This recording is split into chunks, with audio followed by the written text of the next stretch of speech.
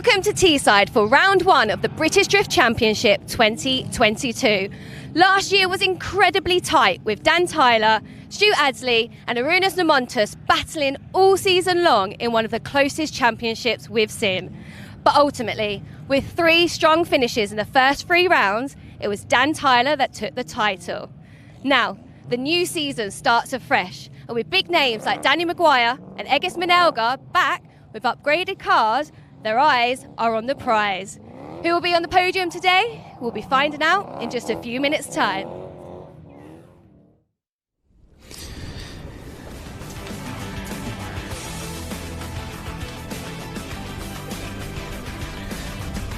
Thank you, Michelle, and welcome from Mike and I. Mike, what qualifiers we had this morning. Yeah, it really shows you a nice dry Teesside.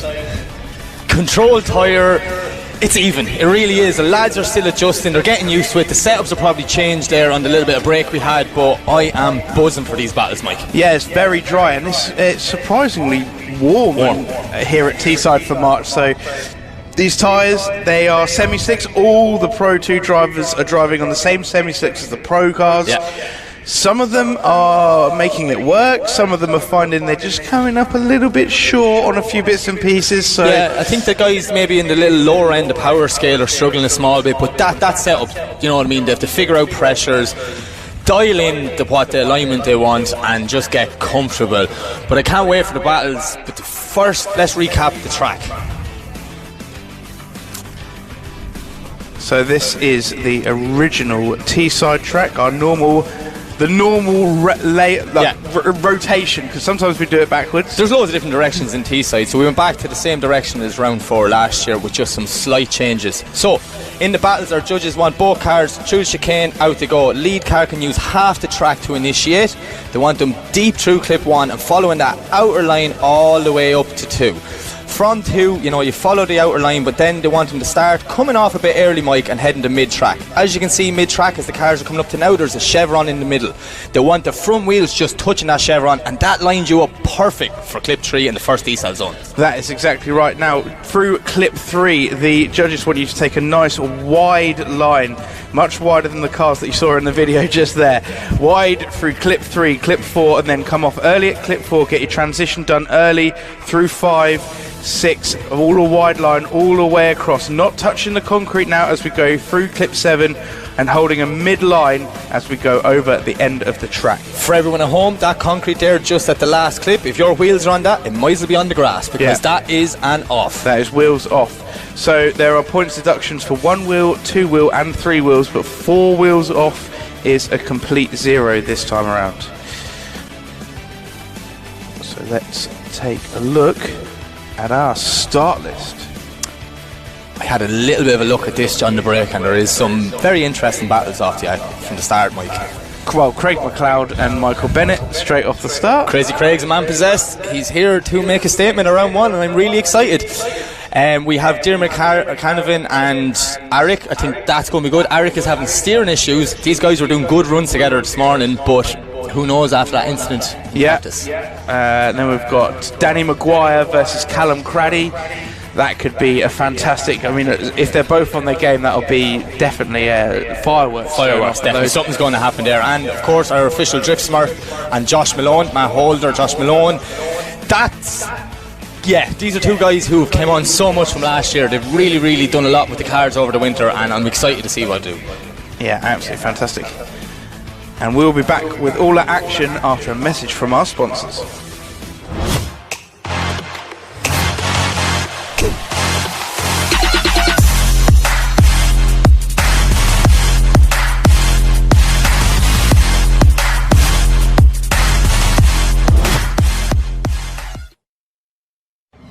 Drifting can be the most demanding motorsport in the world. My name is Jun Ming. The high RPMs required to keep my tires spinning and rubber burning are brutal on engine oil.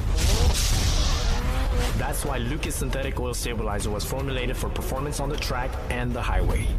Lucas Synthetic Oil Stabilizer keeps my power on for split-second decisions, making every shift and turn count. When it comes to my engine and engine oil, I give it every advantage with Lucas Synthetic Oil Stabilizer.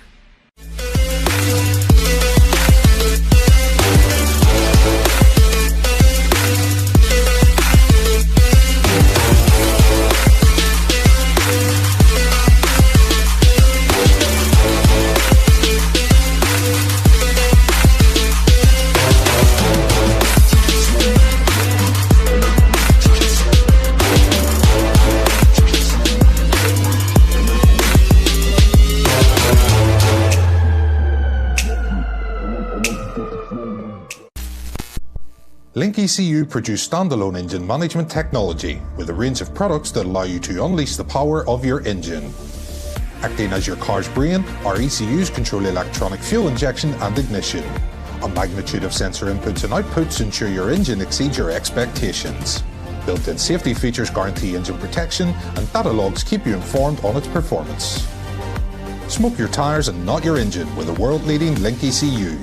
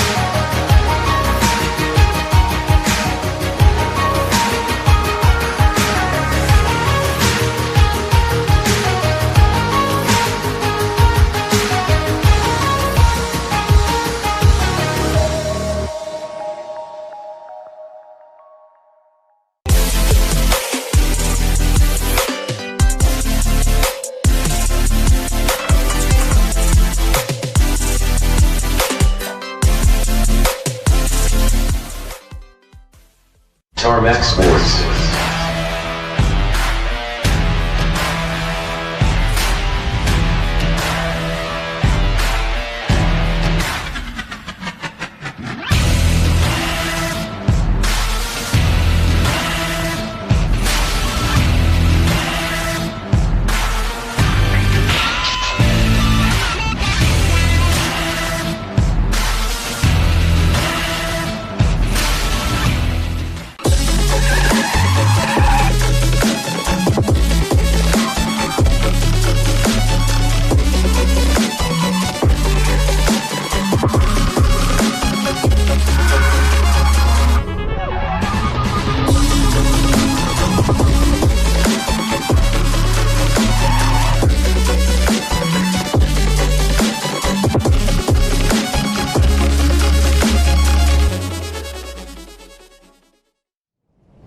So here we are at a very sunny Teesside, and first up we have crazy Craig Mcleod versus Michael Bennett. Yeah, Michael Bennett's just struggling to get to grips with this SRE 36 and the new tyres. He seems just not comfortable in the car yet, Mike. That's the best way of describing it.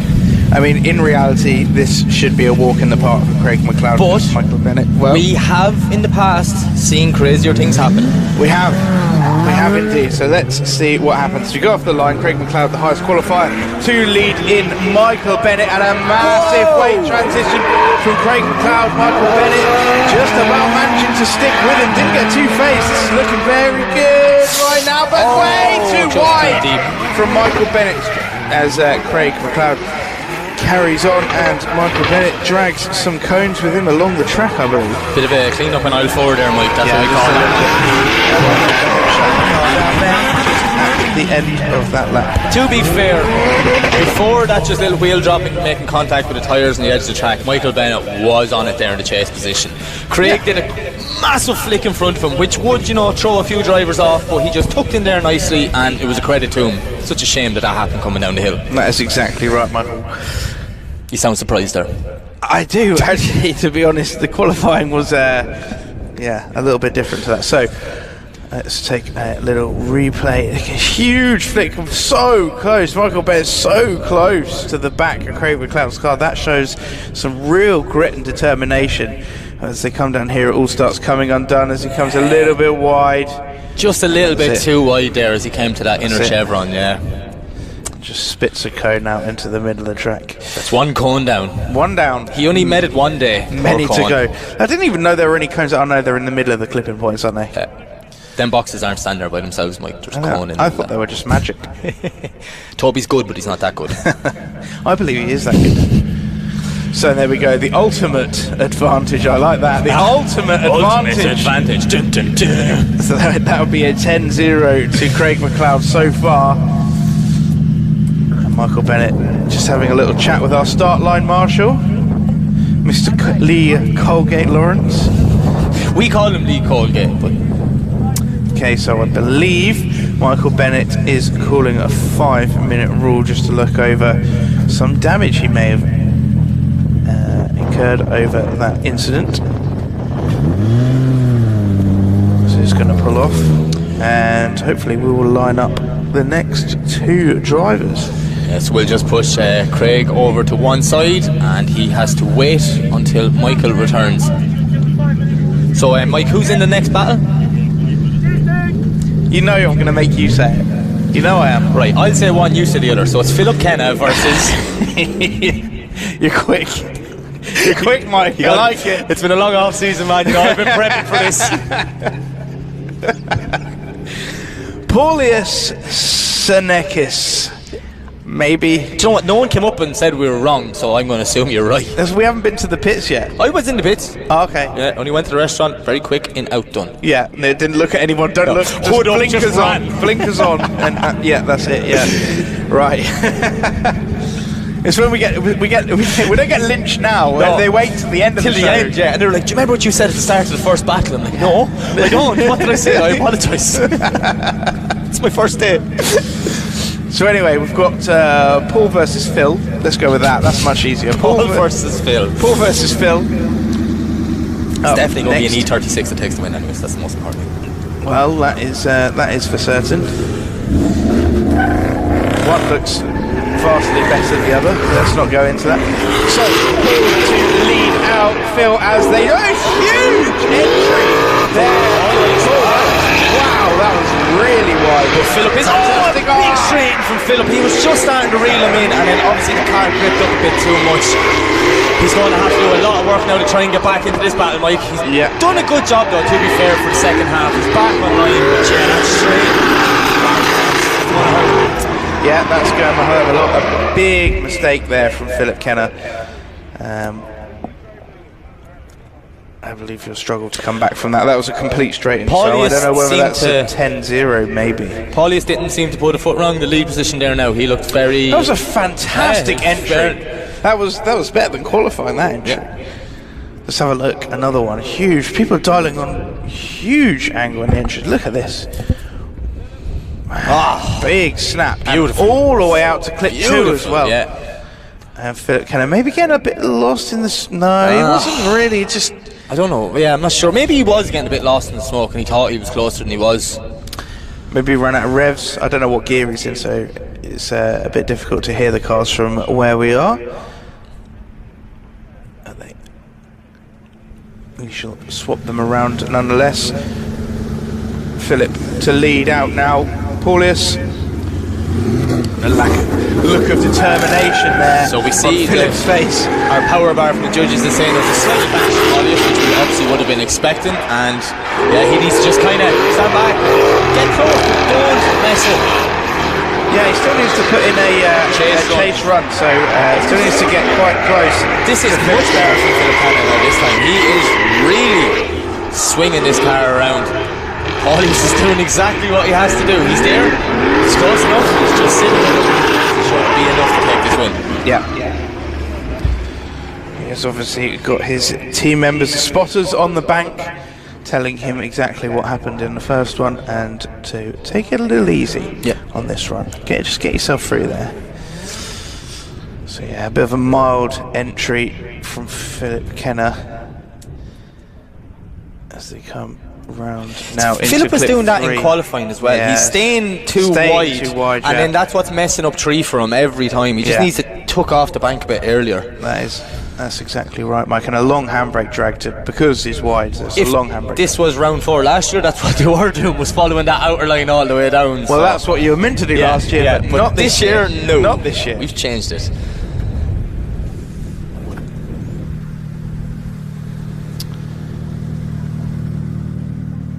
So here we go, and we'll await the judge's decision. And here we go, Paulius Senecas takes the win. And Philip Kenner, unfortunately, that is the end of the weekend. So up next we have Oliver Baker versus Mitchell Gibbons. Mitchell Gibbons, you remember, one qualifying run, was crazy but also was tame at the same time, did enough to get a score on the board, and he's only 14. What more can you say? 14-year-olds. 14 years old. I wish I was doing this at 14 years old. I couldn't even jump my BMX properly at 14 years old. Just crashed. Didn't even have a BMX when I was 14 years old. Well, for some. Anyways, Oliver, a little bit slow. Mitchell is getting real aggressive from the start. Far too much aggression there from Mitchell Gibbons, hitting the back of Oliver Baker. Now, did Oliver Baker I'm not sure what happened there. I don't know if Mitchell was too eager or if Oliver was too slow. But as the chase car, your job is to follow the lead car. Yeah. So if he's slow, you go in that bit slower as well. As we see our track marshal Jason Slade come out to tidy up the mess. Jason also wants to wish his sister Anna a happy birthday. He says he wishes with her, but he's at BDC instead.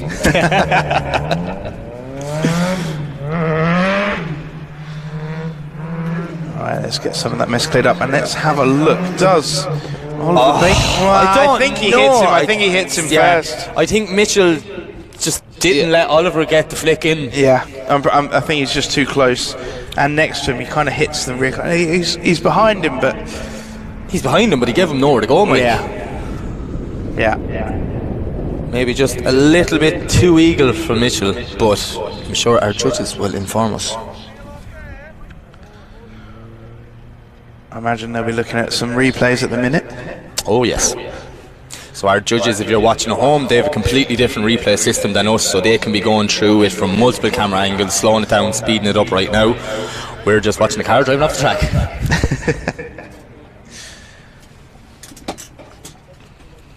Very sorry back end of that E36. Also the drone shot of what happened.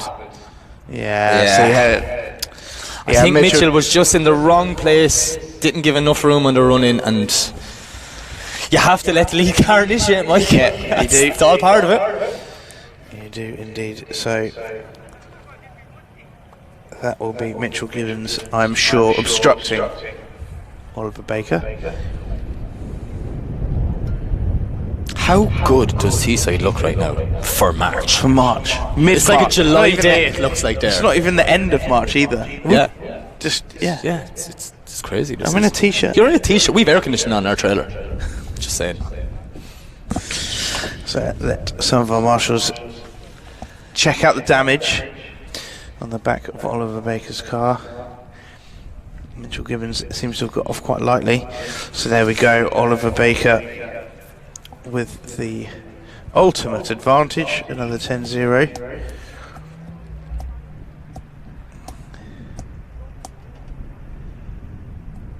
Just have another little chat, make sure everything's A-OK. So it looks like they're going back to the line.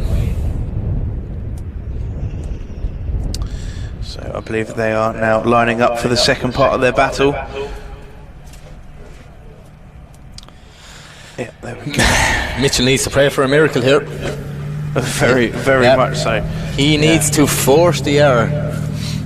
Which is very difficult to do from the lead position, Mike. Exactly.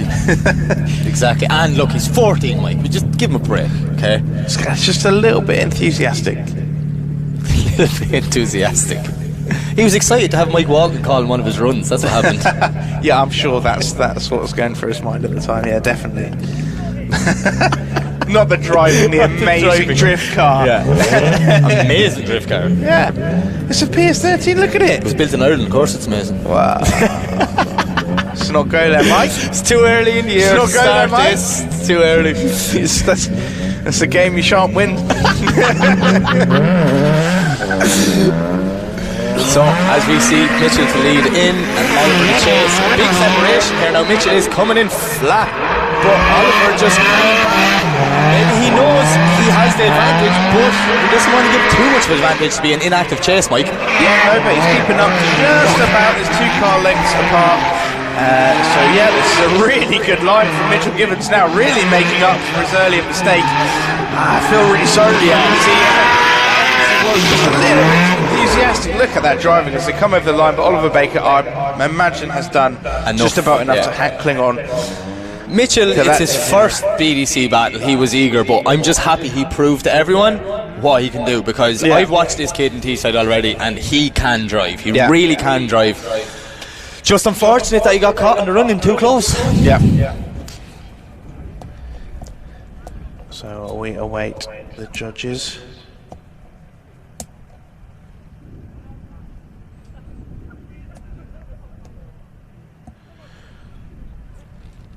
And there we go. Oliver Baker takes the win. And there we go. And shall we hear from the judges what their opinion was? Yeah, I'd like to hear the judges' opinion just on the run in the first half.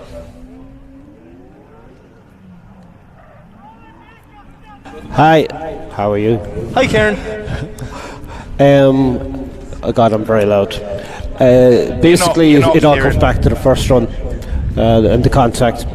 There was a little bit of contact made, and as in the briefing we explain, you have to be behind the lead car's rear bumper when you initiate. That wasn't the case, and there was contact again after clip 1, which pushed the lead car off. But that all came from the contact earlier on the initiation. So, as we suspected then, Mike. So, we're starting off as we need to go on. We're right. We are right. Okay, that's unusual. It's unusual. Let's just point that out to everyone. That's unusual that we were right about that. Okay, so this is the second half of the battle between Craig Mcleod and Michael Bennett. Michael Bennett, if you remember, went off the track and then called a 5-minute rule. So we are back with Michael Bennett in the lead and Craig Mcleod in the chase position. And we just need to wait for our start line marshal to give us the go-ahead. And he'll be waiting for the track marshal. Yeah, track manager. Track manager. You know all about that, Mike. Retired. I'm retired. Retired? I'm retired, yeah. How old are you, Mike? Just going on 30. You can't retire from anything going on 30. Yeah, you can, yeah. Track managing. It's that bad, it's that stressful. You can't handle any more years after it, Oh, it's just, you end up in a home at the age of 31. Well, let's hope our current track manager lasts a little bit longer than that. Oh, he's doing good, yeah. So we will wait. Craig Mcleod obviously having the ultimate advantage. I'm really liking this ultimate advantage. No one has told us about that. No, that's a surprise. That's sprung on us, and I love it. I love it. Might get that tattoo. So there we go. Michael Bennett to leave. I imagine Craig is going to give him a little bit of space now, judging by his driving early. He does give him a little bit of space. A bit twitchy from Craig Mcleod. It's Michael Bennett on a reasonable line. Very far off it. Let's say they're on a reasonable line until they miss the clip completely. Coming through clips 5, 6 and 7 now. Craig Mcleod just hanging back a little bit as they go over the line. It seems that these battles at the minute are just people making mistakes and then other people playing it clever. That is what we're seeing at the minute.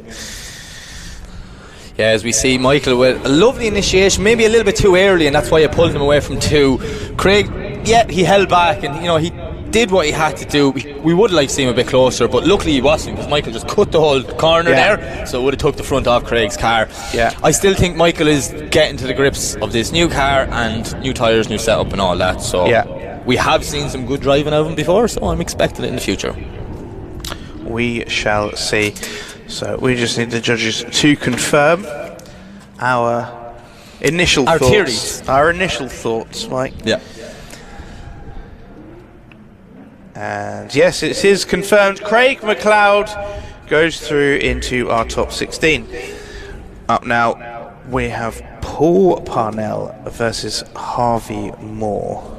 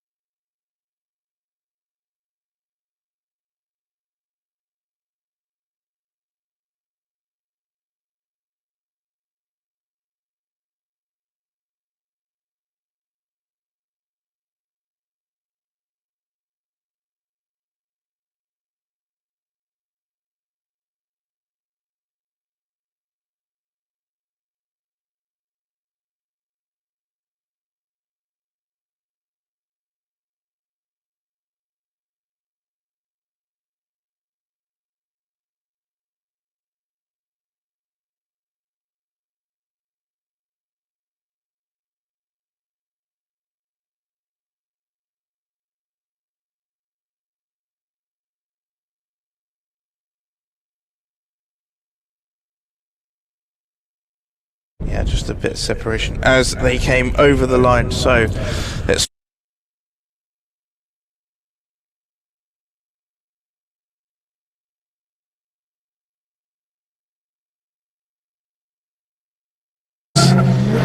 he can still get it, and I imagine he still can.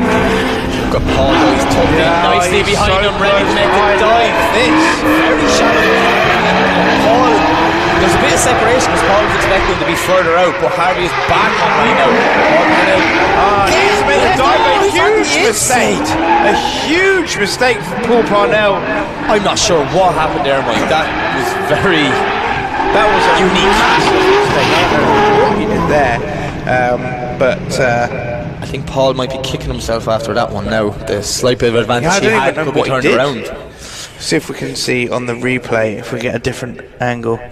It's kind of like he made the dive, but it just, I don't know, it didn't really work for him. He just sort of ended up in the middle of the track. I'm not really 100% sure how. Big handbrake drag, finds himself with no speed. So with that, he handbrake dragged, slowed down too much, and then put too much throttle on, found himself over-rotating in the middle of the track, and then couldn't get back on the door of Harvey Moore. He did go in with a slight advantage, but that was a big mistake. That was a big mistake, yeah. That was a serious mistake. I feel that could be... I'm not going to say it. Let's not say it. I'm not going to say it. Oh, the bar is leaning towards Harvey. The bar don't lie. Oh, and it is confirmed. The winner is Harvey Moore. And unfortunately, that is the end of Paul's weekend. Just a small mistake, just a tiny little mistake. But at this level, if UK drifting, Mike, you cannot make them mistakes. You cannot. We are in the Premier Drift Championship in the UK, and you cannot be making mistakes like that. Not a chance. Next up, we have Mr. Max Fleckney to lead in Corey Manett. Max, first run, he let us down. Second run, it was the Max we all know. So I just messaged him on the break on, what do we have? Do I build you up, or do I say you're going to let me down here, Max? You know, so hopefully he's going to build you up. But yeah, I think him putting bigger wheels on that KE70 Corolla was the best decision he ever made. Looks wise, it probably wasn't, because it doesn't look great on big wheels. But really? it performs. I like it. Corollas on 14s or 15s, that's it, man. No, it's the rule. I like it. Look at this from Max. He blows his arms off. His arches don't like it, but I like it. Manett now desperately trying to climb back on the side of big Max. straight from 40. Off the track from Max. He manages to carry on. That was 2 wheels, maybe 3, but definitely 2. And that gives Corey all the opportunity to jump back on the side. A huge mistake from Max. Corey was very straight there, coming out with 7 before the line as well. So it's actually going to be very interesting to see what the judges think of this one. Bye Arch. So the arch has gone immediately, and then it's a bit shallow from Max as well. Finds himself over here very fast, and then takes a dive. But Corey's already had a big straight and has to cut the track as well, but he's cutting the track because Max is all over the place. Scrappy. Yeah, I was going to try and hold back from that phrase a little bit because... No, I'm going straight in. No, okay. Straight in. Rough. I'm going to go for rough. Rough. A bit of a rough run. That was a rough one, that was. Rough run, that, Mike. So we switched him around. Switch him around. Corey to lead out the now bumperless and much less good-looking Corolla of Max Fleckney. Max Fleckney has a bit of an advantage to Max there. Bit of an advantage to Max Fleckney. So obviously the 2 wheels dropping less points deduction than the 2 straight-ins from Corey. And let's go and see what Corey can do in the lead position. Max just feathering the throttle. Max is going for a big flick here. Throws it in. Corey is very shallow. I think the best thing Max can do now is stick on his qualifying line. Oh, another big straight for Corey. Nearly in the exact same position as the first half of the battle, Mike. Max is doing very well to get back in here. And avoid contact. Corey was a little bit wide through that, but another straight. Another straight again. Another straight at the end of the line. I'm wondering, is this your theory of He's out. He's run out of reps. He's literally maxed out, and the car has no more. He needs to upshift. If you've got an SR20, that is an SR20 in that for sure, isn't it? Definitely. I'm not sure. I'm not going to say them words. That's a bold statement if you don't know the facts, Mike. I can't hear them. I'm pretty sure it is. Anyway, so if you are driving a car with an SR20, you've got to change gear a lot. A lot. I'm just saying you have to change gear a lot. If you don't, things like that happen, where you go straight over the line because you've run out of revs and you haven't upshifted. It's a 1UZ. No, there we go. So someone's already corrected us before it's finished. So just ignore everything I just said. Well, no, it still stands, but it's not correct. And the winner is Max Fleckney, with, unfortunately, too many mistakes from Corey at Manett. 1UZ. Now, you've got loads of power range in that, so you should be fine. You should be fine, so yeah. If it was an SR, it was acceptable, is what you're saying. Yeah. Yeah. Anyways, we won't insult any more people who have SRs. I love SRs. I don't know. Alright, that's good. I was getting offended there. No. You just got to drive them real hard. They're brilliant. Yeah. You just got to drive them. So, talking about SRs. Are any of these got SRs? Yeah, we have one definitely in it. We've got Stu Egdel, his lovely S14, to lead in Danny Nolan. This is Danny Nolan's first ever competition. Like, proper first competition. And he is actually doing well. You know, his goal was to qualify. He says he's happy and he's just going to give it a go. Shallow in that first initiation. They got a huge strain from Danny. Massive over rotation from Danny as well. Stu Egdel not on a brilliant line either. Very difficult to chase. Danny Nolan straight. That's not the Stu we've been watching for a day and a half. He has been flying around this track, and I'm not sure what was going on there. I don't know what's going on with that lap. It's just, yeah, you can see there, like, he was shallow from 2. He tried to get back on it there, still a bit wide, has to drag the handbrake, gets it back out for 4, and then it just all goes wrong here for Stu. Look, snaps into the middle of the track, misses clip 5, 6. Yeah, but Danny Nolan making just an unbelievable amount of mistakes in the chase position behind him. Just, it's a battle of mistakes. I know it's hard to. Who made the most? I don't know. Let's flip him around, see if the next one is easier to. No, we're not even judging, but even easier to commentate on. So it looks like Stuart Egdel has an advantage there, with Danny Nolan making those straight-ins being more points deduction than Stu's lack of line.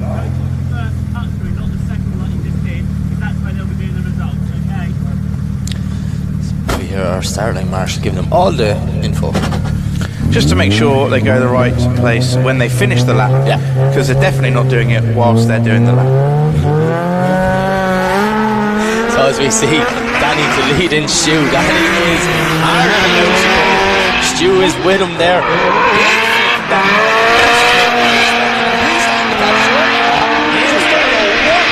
A little bit wide now, big track on the handbrake. Just with Danny. Oh no! He just.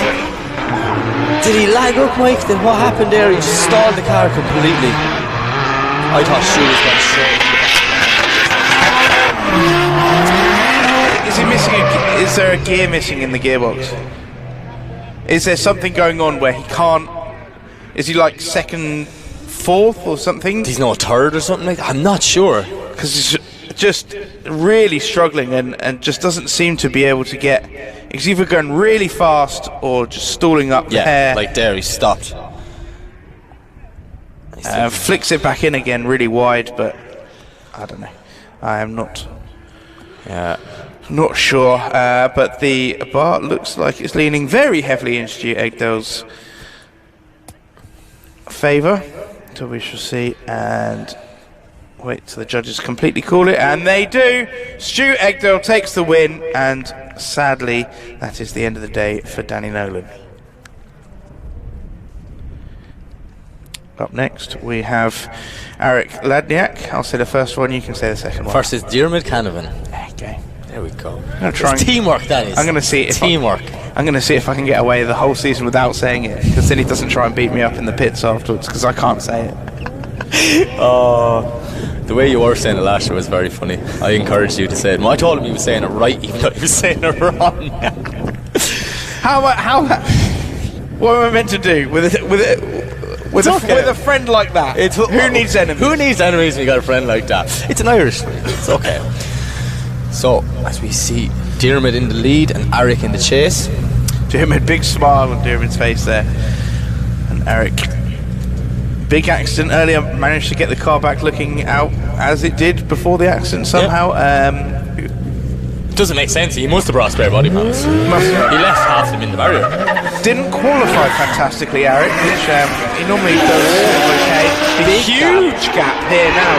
As Dermot drives completely away. Eric's not even in the same competition, it would seem now. It's like 2 separate qualifying runs here, Mike. Dermot's off into the distance. Eric over-rotating massively now, and straight and just doing a rolling burnout to try and keep up with Dermot, but Dermot just drives off, and Eric is nowhere to be seen. Nowhere to be seen. I think we need to see that start again to see exactly what happened there, because that was a huge gap very, very quickly. I wonder, did Eric miss shift or something like that? Let's have a look.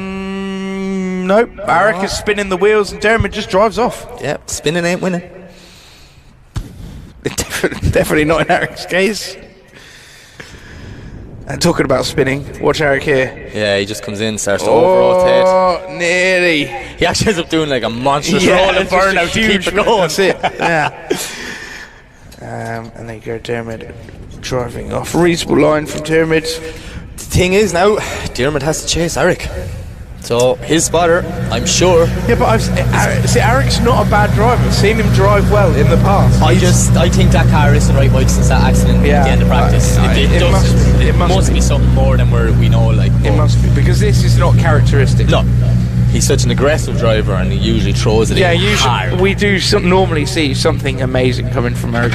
Whether he pulls it off. Well, but he definitely tries. Yeah, he's a bit slow there. Look, it's really slow. Dermot tucks in nicely. Oh, wow, look at this from Dermot. Really on the rear quarter, but very straight from Dermot as he tries to keep up with Eric. Finds himself on the inside of the track. Oh, big shot from Dermot. Now Eric's on the inside of the track again and doing another rolling burnout where he should be transitioning. And Dermot straight again. Oh, really struggling to stay behind. Eric just seems to be so slow. I don't know why. This is the question now I'm going to ask, Mike. Was Eric too slow that was nearly unchaseable for Dermot? Is that why Dermot was straightening up, or was he just too gripped up that maybe he couldn't drift slowly?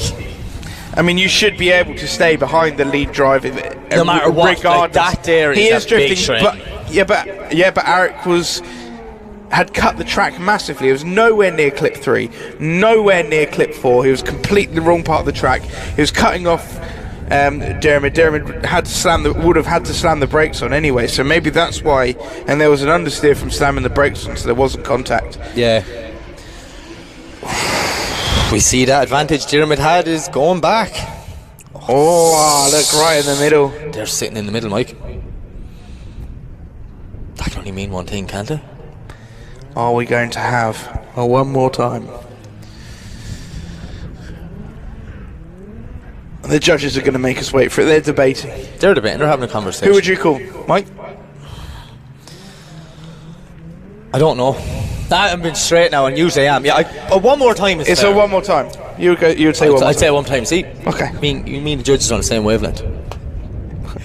What would you have said? Of course, one more time. I'd have gone. Nah. Yeah, Dermot. I'd have said Dermot. I just want to know why Eric's so slow. Dermot. Yeah? Do you think? Yeah. But I'm not a judge. I'm not a judge, I'm a commentator, so I can just say whatever I want. That's exactly it. And it has absolutely no consequence. So apart from I might get fired later, though. Mike Frost away outside. Get out of here, Mike Frost. Shut up, Mike. So we will go back to that one more time when the guys change tyres. But next up is Sam Nolan to lead in Nicky Davey. Two Irish boys that know each other very well here. So we see Sam's monstrous 15 flicking it in, but Nicky is sitting with him. Lovely chase line from Nicky. He's not too close, but he's not really miles away, Mike. Both guys sticking perfect on that outside line. Nicky is still with him. Nicky Davey has done a lot of practice in the off-season. He's a change man behind the wheel at S14. But Sam Nolan is smoking this place out. monstrous S15. That was an actual battle. There we go. There we go. There we go. There's one. There's one. Brilliant chase run by Nicky Davey here. Like, he would be maybe a slightly bit out card. So, you know, to stick with that car there is a phenomenal drive. Yeah, Sam Nolan's not on a bad line either. Let's be honest. He really does tuck in very nice. And I think it might have been a bit shallow on 6 and just a little bit wide there. But Nick Davey, I mean, if you've got a good lead run, it's much easier to chase. So, a good job by Nick Davey there. You can see thumbs up, Nick's happy.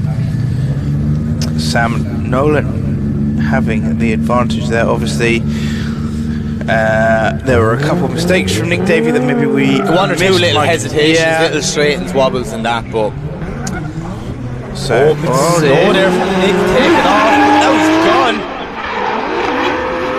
Sam has all the work to do. He's got to put the foot down and use all the power he has in that S15 to catch up. A little bit of hesitation there again. That's simple. And Nicky's gone off. Up the tyres. Sam did very well not to hit that 14 there. Very well.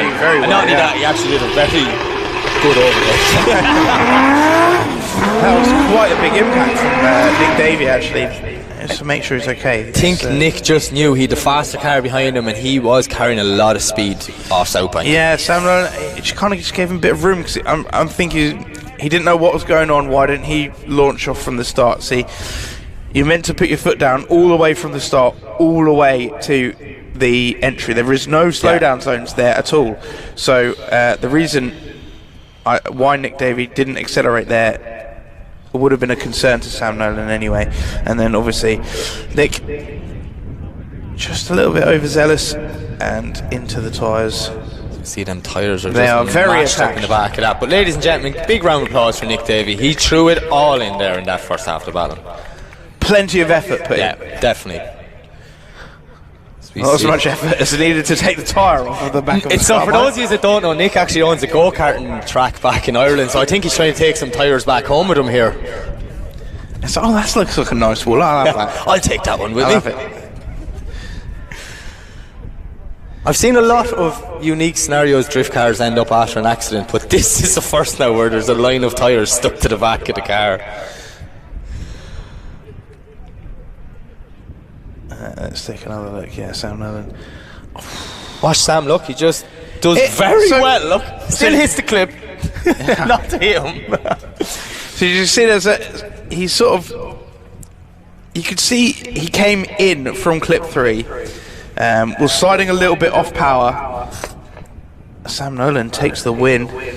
So he was sliding a little bit off power and then puts his power down, thinks he's going to get away with it, and then panics, takes the power back off again, and that's when he went in. Yeah. I think maybe if he kept on the power a little bit harder, you see a puff of smoke go out, and then it back off again. If he kept on with that, I think he might have got away with it, at least got away with it better than he has now, backing off the power.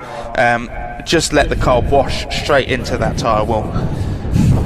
And now they're having some real problems getting the I feel so bad for our track team, because that is not your average cleanup. Oh, we got a jack. Mr. Matt House comes to the rescue with a jack. That must be really, really wedged under there. I'd really like to zoom in to see how it's done. Yeah, I just want to see it's on. What's it hooked onto? Can someone take a picture and show Where's us the drone guy? The drone guy's unbelievable. Just fly really close to it. He could do it. He could do it, definitely. I nearly volleyed the drone this morning. I thought it was a huge wasp attacking me, but turns out it was actually one of our replay drones. Really frightened me. Easily started. Easily started. I'm jumpy, you know. I'm on edge here.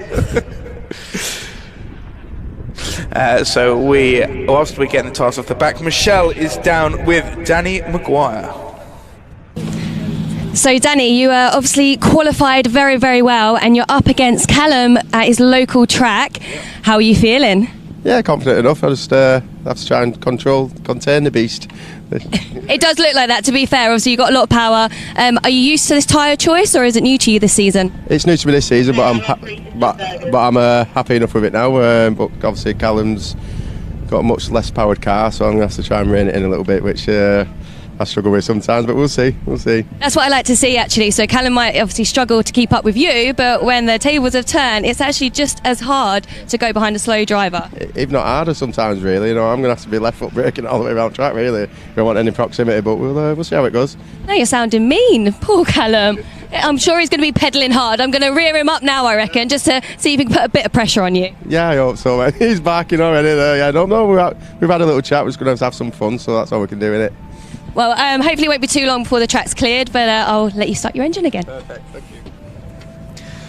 So there you have it, Mike. Danny Mcguire's very confident Danny Mcguire. Do you know what? There's not enough of that in drifting, in my opinion. Yeah. I think there should be cutting promos like in wrestling and just going at each other beforehand. We get photos of them like boxers together and all. Then we send them into a battle. Just throwing sockets and stuff at each everyone's other. been too nice. So she can't be this. Drifting's too nice. We need some bad guys. So the tyres are finally out of Nicky Davey's car. Yeah. He obviously, Teesside wouldn't let them bring him back to his go-kart track. That's what happened there. He tried hard. Okay, so up now we have Danny Mcguire versus Callum Craddy. Danny Mcguire obviously thinks he's much faster than Callum, and we shall see whether that is true it's in a minute. 650 horsepower to 280, so Callum might be lying here. He probably has more than 280. Yeah, maybe. It's a standard 340i engine though, isn't it? I think they only are like that much horsepower. And heavy as well. It's in an E30. They're not that heavy, the engines. They're aluminium, I think. Are they? Yeah, aluminium block ones. No, there you go. Every day's a school day with Mike Walton. Oh, we're talking complete rubbish. Yes, there's some BMW enthusiasts out there going, them two idiots have not a clue what they're talking about. But an E30's going to be quite light. Sorry, I haven't said it yet. How good does Danny Mcguire's car look? Again, so good. It's lovely. It's lovely. They're all lovely. It looks fantastic. So as we see Danny to lead in, Callum, big flick from Danny. When Callum, all that power. Callum Craddy through the smoke like the Teesside hero he is. Wow, I think Danny's going to be... He's going to be a bit upset with that. He's going to be annoyed. Slightly embarrassed. The fact that he just said that, there's no problem with lead, it's going to be hard to chase him and then messing up in the lead. Yeah. Car still looks amazing though, Danny. And that's all that matters.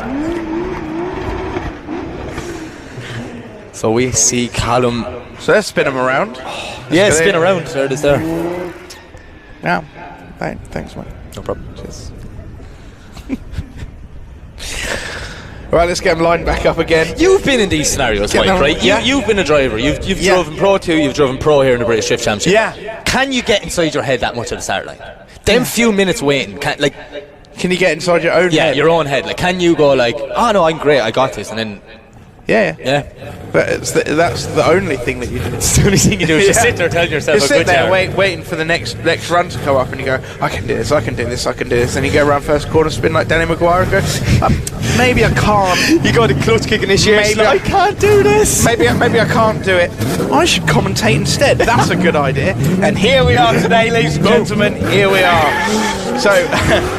There we are, Callum Craddy to lead. Can Danny Mcguire tame the power of the beast to stay behind Callum Craddy, or will Callum Craddy make a big mistake like Danny Mcguire? Danny Mcguire managing to stay behind. Danny's doing a good job behind him. Callum big drag. He finds himself in the wrong part of the track. Cuts the track massively. Danny Mcguire doesn't really have anywhere to go. Steps on the power with a left foot brake, just pouring out smoke, trying to stay behind Callum, as he drives. Callum, he was very shallow there coming into the last hairpin, and the Med Bowl cars finish up. Danny did a good job not to make contact, to be fair. But I think Callum was outcarred, but the luck just went his way, it seems. It's still scrappy. I mean, he's very shallow, he really is. It's hard for Danny to chase. He does a very good job not to make contact with him just up here after the last clip, but smoke still billowing out of Danny Mcguire's car after all that left foot braking. No speed, lots of smoke. And We await. Callum Craddy takes the win, and that is the end of the day for Danny Mcguire in that dashing lovely car. It's a lovely car. Dashing Danny Mcguire. So it looks like we're going back to the one more time. Yes, the one more time. Dermot Mchanoven. See, you said it. You said you weren't going to do it, and you just said it next time you came up. Oh yeah. No, and Eric. I'll say the other one. What's Eric's surname? Ladniak? I don't know. Sorry, Eric. I call him Eric. A-dog. Eric's a happy web mind. You can call him anything. Don't. just look around. Just look on your face. No. Anything you say. Right, Dermot to lead out Eric. Right, so the two guys know each other now. Dermot, you know, he massive gap in the lead. Yeah. And then he massive mistakes in the chase. Yeah. But Eric was slow, so hopefully he knows that and he's ready for it. While we wait for our start line marshal to give the go ahead. You just see him smiling from here, like he's just always so happy. Yeah, you can see his teeth from here. That's why it's called Colgate. Really? I didn't know that. Don't be smart with me, Mike. Similar to the first time, Mike, big separation of running. Eric's threw it in wild but very shallow. Dermot is running away with this now. We see Eric cuts the foot down. Where did he get that pace from at all? But I don't know, but he just over-rotated, it seems, in the corner. Dermot just using this as a qualifying run now. Yeah. Get the feed of the car. We're back to the same scenario again. Yeah, it's just the same as it was. It's just the question of last time. Can Dermot adapt this time in the chase position and not make the same mistakes? I mean, it looked like Eric has stopped in the track, so will we get a second half of the battle? I mean, he got the pace from cutting the track massively there, and then the car seemed to cut out. Probably quite luckily, because it looked like his trajectory was straight off of the track. Oh, maybe a D-bead. Looks like a D-bead. Yes, I have just had a message from Mac Frost saying it's a D-bead. Mac Frost, thanks very much. Cheers. You've been on the ball today, Mac. Usually I don't get any messages from you. I've had loads. It's all right now. You know, he's had a good bit of training in the off-season, so like he's actually ready to work this year.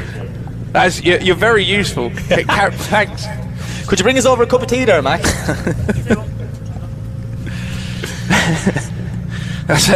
That's a deduction from your pay, that comment. What pay? I don't want to say. So we're just waiting to figure out what happened. So is Eric going to limp off the track? I imagine he'll have to call a 5-minute rule to put that tyre back on.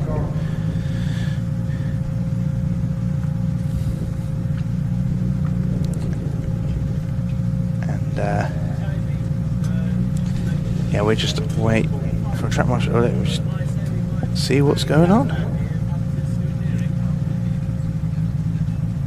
Okay, so I believe we are going to move on to the next battle,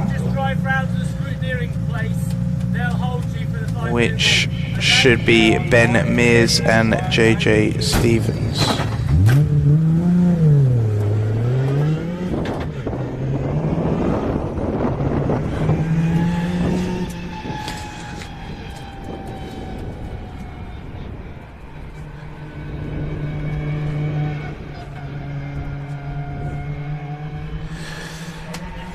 So Jamie make his way off the track. Eric go put the tyre back on. Load up the next cars. Load up the next cars. We see Ben Mears already warming up. And JJ Stevens. He looks like a happy man. Just about to say that. Ben's wearing his invisible race suit. Camouflage. Camouflage, you can't see him. Much unlike his car. Like, yeah, you can't see him in the picture, but you can definitely see the car on track. So as we just wait JJ to warm his tyres. Lovely looking R34 Skyline, isn't it? Just so clean. Yeah, it's very clean, it is. It's just, every time I see it, every part of it is immaculate. At least strip it down and like repaint every component every time it comes out. Some people clean their cars with a toothbrush on the underneath. I'm sure he does. I wish I had that sort of dedication. I don't have time for that. Lucky to watch the outside. Does it make it have more horsepower? No, I'm not interested. Okay, so Ben Mears to lead JJ Stevens in the chase position. GoPros all over the top of Ben Mears' car. He's obviously expecting some action now on this run as they lead off. Come flying down the entry, and a nice big entry from Ben Mears. JJ Stevens is right next to him. Very nice line from Ben Mears, making it very easy for JJ Stevens to stick to the rear quarter. There's a little bit of transition. Ben Mears a little bit wide, on that line, just holding on to the handbrake a little bit too long. JJ Stevens climbs onto the rear quarter now. As Ben Mears, as they over the line, a tiny bit of separation right at the end. It was a good but one. A good battle. Yeah. As we can see, JJ doing a lovely job in the chase position, but Ben is on a whopper of a lead line. Like you can see now, he's coming away top of the bank, perfect position at the chevron. It's a very small handbrake dab, if even there, Mike. Wide all the way around. This drone shot is unbelievable, isn't it? It's lovely. Look at that from JJ. Nice dive, and then here you see Ben puts the power down, pulls a small bit of a gap just over the finish line, but that's a good run. A very good run. Let's swap him around and see if JJ can do the same lead run as Ben Mears just did. So we wait to see our power bar from the judges. Do we have a power bar? Just to figure out what way they're thinking, you know. No, we don't have a power bar. We do have a power bar. There we go. Slight advantage to JJ. Alright, JJ chucks it in now. Ben Mears a big throw on angle, but comes up a little bit short on the line. JJ Stevens on a pretty good line now as he comes through clip 3. A little bit of a down of the handbrake. Nice and wide through clip 4. Very fast as well still. Ben Mears managing to keep up with the side of him. Makes a huge dive. Very close now to look at this from JJ Stevens over the line. Bit of contact there just at the end. Yeah, I think JJ backed off a little bit there. Just as they came over the line. Ben was just knocking on his door. Did you see it? I think Ben got it all wrong in the first half, so he wanted everyone to know he was there in the second half. Yeah. So this is the replay of the first half.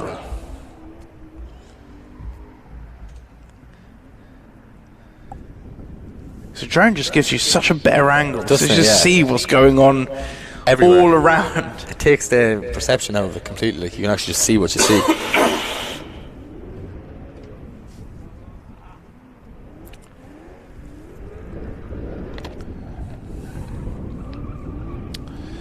And we now need to wait for the judges to make their decision.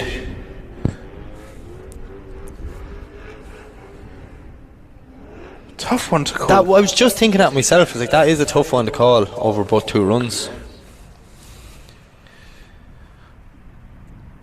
They're making us wait. When did Ben Mears lose his front bumper? In qualifying? Qualifying, I think, yeah.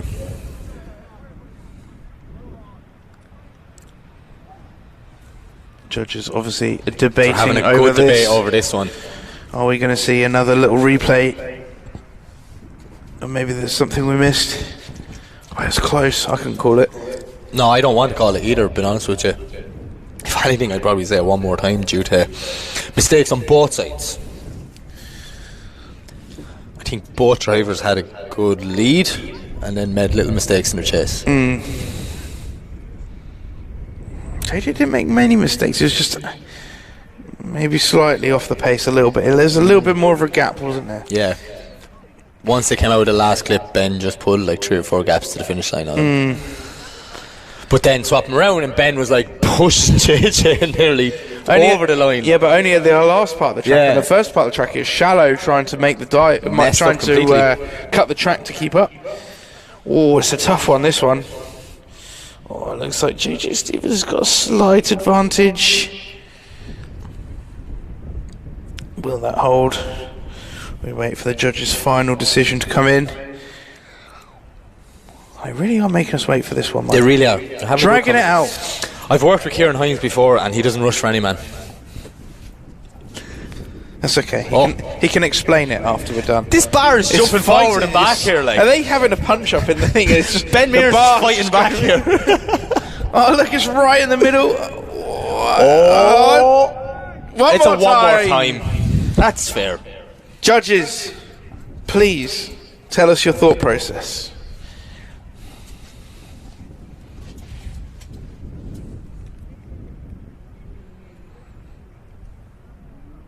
Don't think they were listening. Yeah, Oh, no. after 2 runs, on the second run there, we had Stevens was actually winning right up until the very end, and then you saw a straighten as you went over the finish line. It was for about maybe a car length, maybe 2 car lengths. So he threw away the advantage he had, brought it back to one more time. Okay. There you have it. Lovely. Nice and simple explanation. Yep. I like it. That's All right, so we will move on to the Drift Smurf. This is what I'm looking forward to. These are 2 guys that impressed me last year and have done a lot of work on their cars Yeah. in the off season, and they seem to be working so far this weekend. So really excited to see what Smurf and sorry, we can't keep calling him Smurf. It's Matt Holder. He likes being called Smurf. He loves being called Smurf. The official Drift Smurf. That's his Instagram name. So there we go. Matt Holder in to lead out Josh Malone. Very nice wide line from Matt Holder now. A little bit wide off of that chevron now, but makes it into 3. Very nice. Doesn't have to use too much handbrake, which is very nice to see. This is making it very easy for Josh Malone to jump on the rear corner. Oh, wide! Smurf that little bit wide and catches the tyres. From Matt Holder. Josh Malone doing very well not to collide into the side of Matt Holder's car. Josh There Malone might did have a been very good job in a chase position there now. Was there a touch of contact there? Before Matt went off into the tyres? No, after. I don't think there was any before. Don't think there was.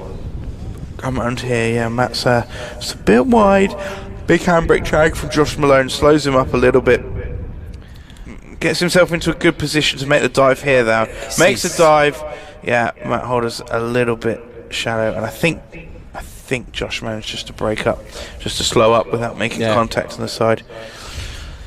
So we're going to switch them around and see what happens. Possibly could be thinking a bit of an advantage to Josh Malone there after that first half, Mike. That's a big mistake from Matt Holder. Oh, Josh Malone. Now to lead. Well, they have to reassemble part of the track again. So yeah, Josh Malone having an advantage, showing on that bar, and Matt Holder unfortunately just making a very large mistake. We'll see if they get them tyres back.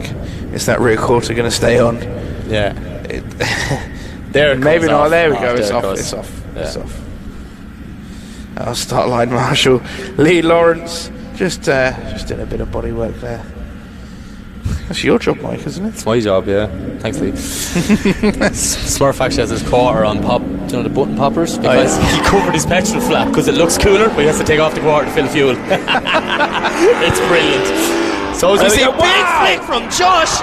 Huge flick from Josh Malone. A little bit of a wobble afterwards. I think it looked like it scrubbed off a bit too much speed as Josh Malone now comes into the first hairpin. Matt Holder cutting the track massively, trying to gain some proximity, trying to make a bit of impact now on to Josh Malone, but Josh Malone standing fast, and across the track goes.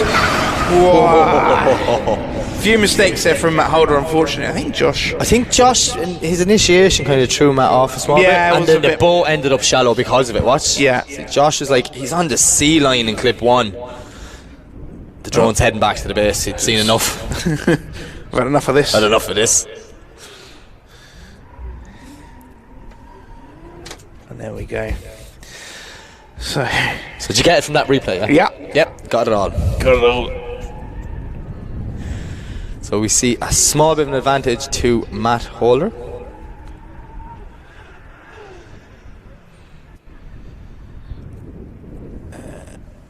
And it is confirmed. Matt Holder takes the win, and we do need the judges to talk us through that one, definitely.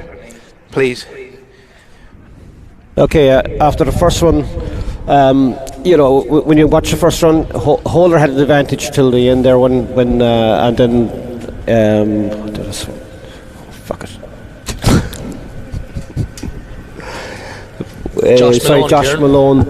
And he lost advantage at the end. So when we ran the second one, Josh just had a much cleaner chase and maintained proximity and just did enough to overtake the run. Okay, so there we have it. I just need to apologise a little bit for the language there online. Yeah, hopefully that doesn't happen again. And we shall move swiftly on to our next battle with Mark Chapman and Jack Bennett.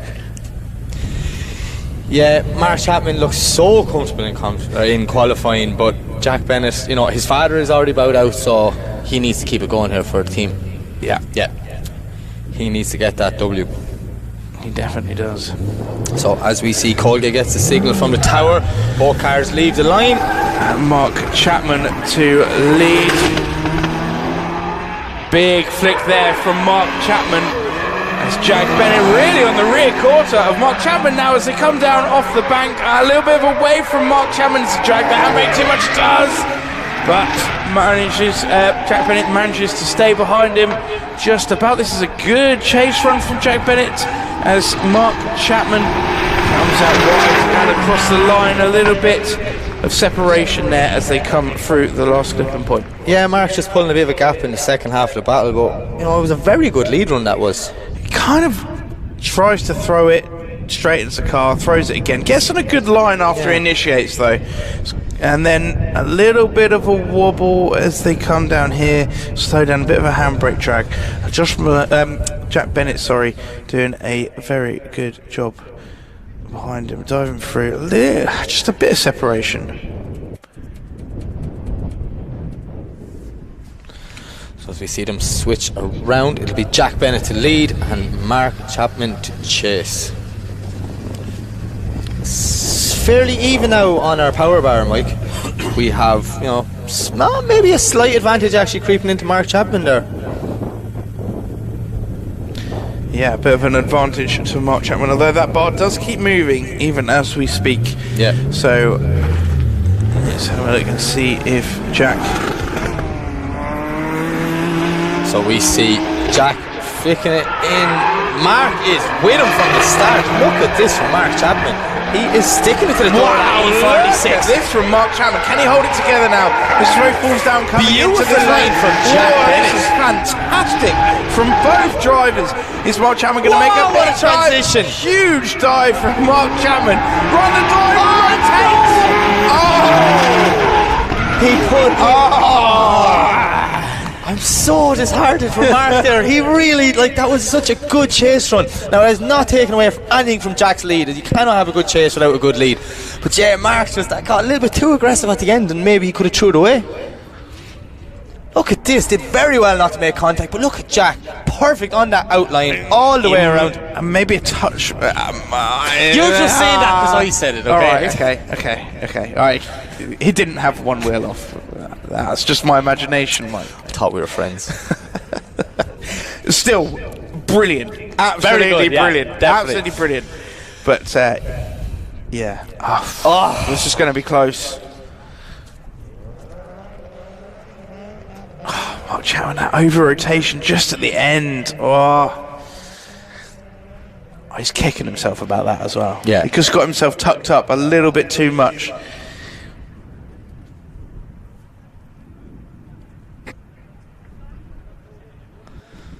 So our judges are just having a little chat about this.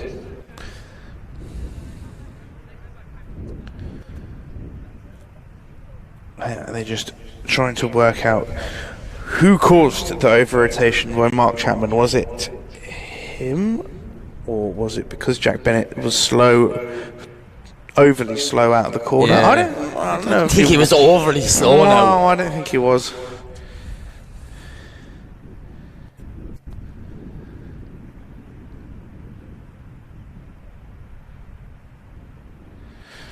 And there we go. Mark Chapman takes the win over Jack Bennett.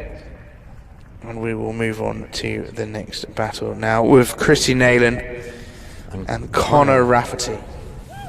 Did I say that right? Yep, you did. Connor Rafferty.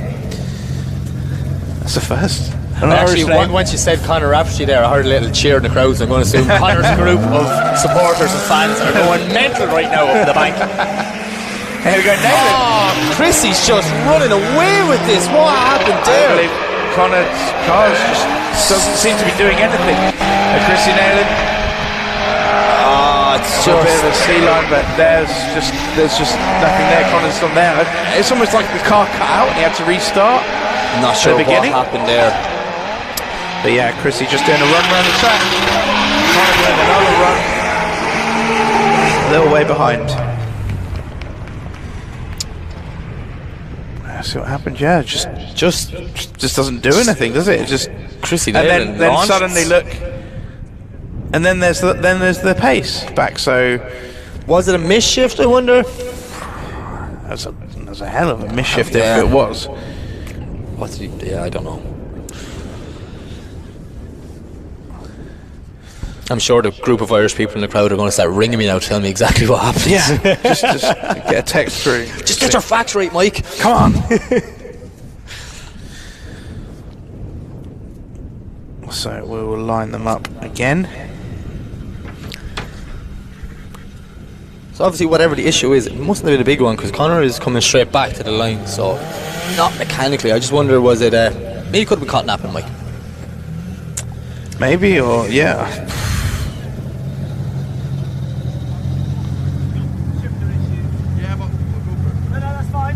Okay, I'm hearing shifter issues. Yeah, so. I heard that too. Yeah, shifter issues too. Which is very disheartening because his brother Blaine Rafferty, who didn't make it to qualifying, had the exact same problem. He blew third gear out of the box as well, and the two brothers coming over from Ireland, and just the gearbox is letting them down. It's the harsh reality of drifting, Mike. Very difficult, right? Such an annoying thing to have wrong with the car. Fair play to Conor, you know, he's going to try it anyways. Just I hope for Chrissy's sake he doesn't get too carried away now and ends up in the back of him.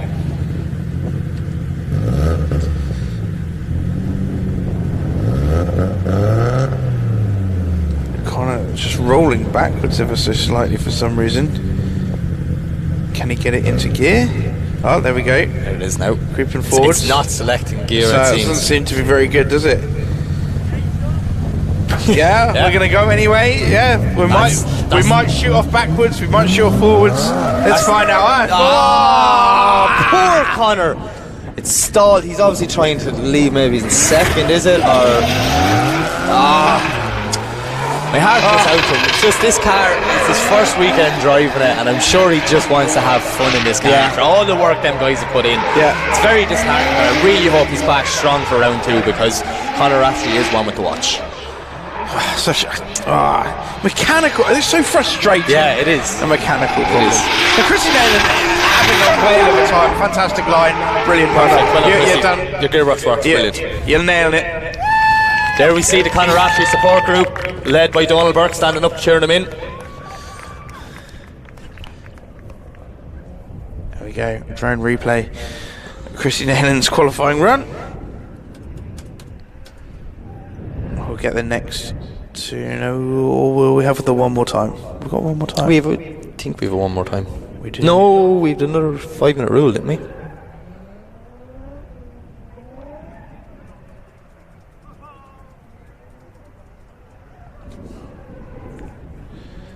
We will find out very shortly.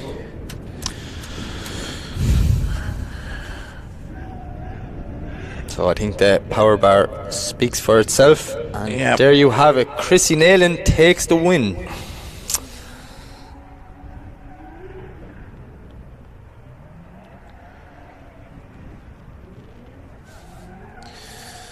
So who's up next, Mike?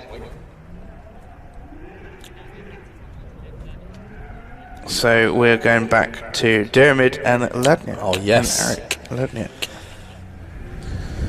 So Eric debeated a tyre in the first half of this one more time, and he called a 5-minute rule. So for that whole time, dear Mchanoven has just been sitting there thinking about chasing the slower car. I really hope he didn't overthink it. Let's hope. Oh, maybe Eric's found some pace, and it might have been bluffing this whole time. This is it. But Dermot's got the ultimate advantage. That's a hell of a bluff if he is. Still looking slow from Eric. Dermot, but Dermot nowhere near. Eric now. There's Eric on a very wide line, and then cutting the track massively. Dermot has no idea what's going on. Eric on a very bad line there. Dermot, just doing his best really to. I think he's just driving the line just to get around. I have no idea what's going on. Just staying way back and just qualifying line, and hopefully that'll be fine. To me, it looked like Eric was very shallow at the start, and that's where he picked up the advantage. You see, look, misses. Oh, he got the C line. It misses two by a mile. But Dermot went out to 2, and now you see Dermot coming back onto the proper line. So and Eric cuts the track completely here. Just about gets clip 4, but gets there at completely the wrong angle. So, I mean, I imagine this is going to Dermot. We'll wait for the judges, and they confirm Dermot goes through to our top 16, and unfortunately that is the end of the day for Eric. Up next we have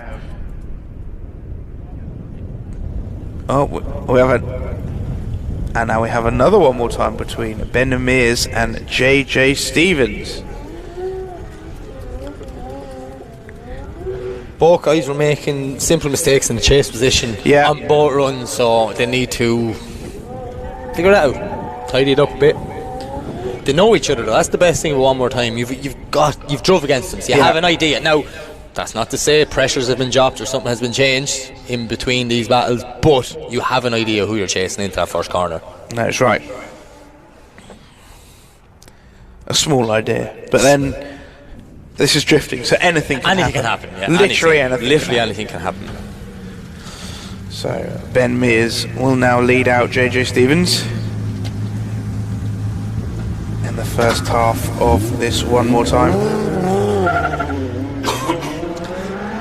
So we see Ben puts the foot down. JJ is right with him though, tucked in behind the back. Nice big initiation from JJ. Ben is up on that perfect qualifying line, but look at JJ, Mike. He is stuck with him coming out into clip 3. Too wide, but he holds it. Takes the back off the S14, and JJ is still with him though, even though Ben is dragging a buckler all the way around the track. That was an exciting first half of battle. Yeah, Ben Mears pushing very, very hard there. Ben just went for the 3 to 4 approach of no handbrake, no brake, just lifting, and he pulled the back bumper clean off the tyres, but he managed to hold it, Mike, and he managed to avoid contact with JJ. Yeah. Let's just have a look again as they come down in here. Handbrake drove from Ben Mears, still not very wide. Yeah. JJ Stevens, as soon as he sees Ben Mears isn't completely in the wall, just puts the hammer back down again, jumps straight back on the side. Very impressive. You're not getting away with that easy. Yeah.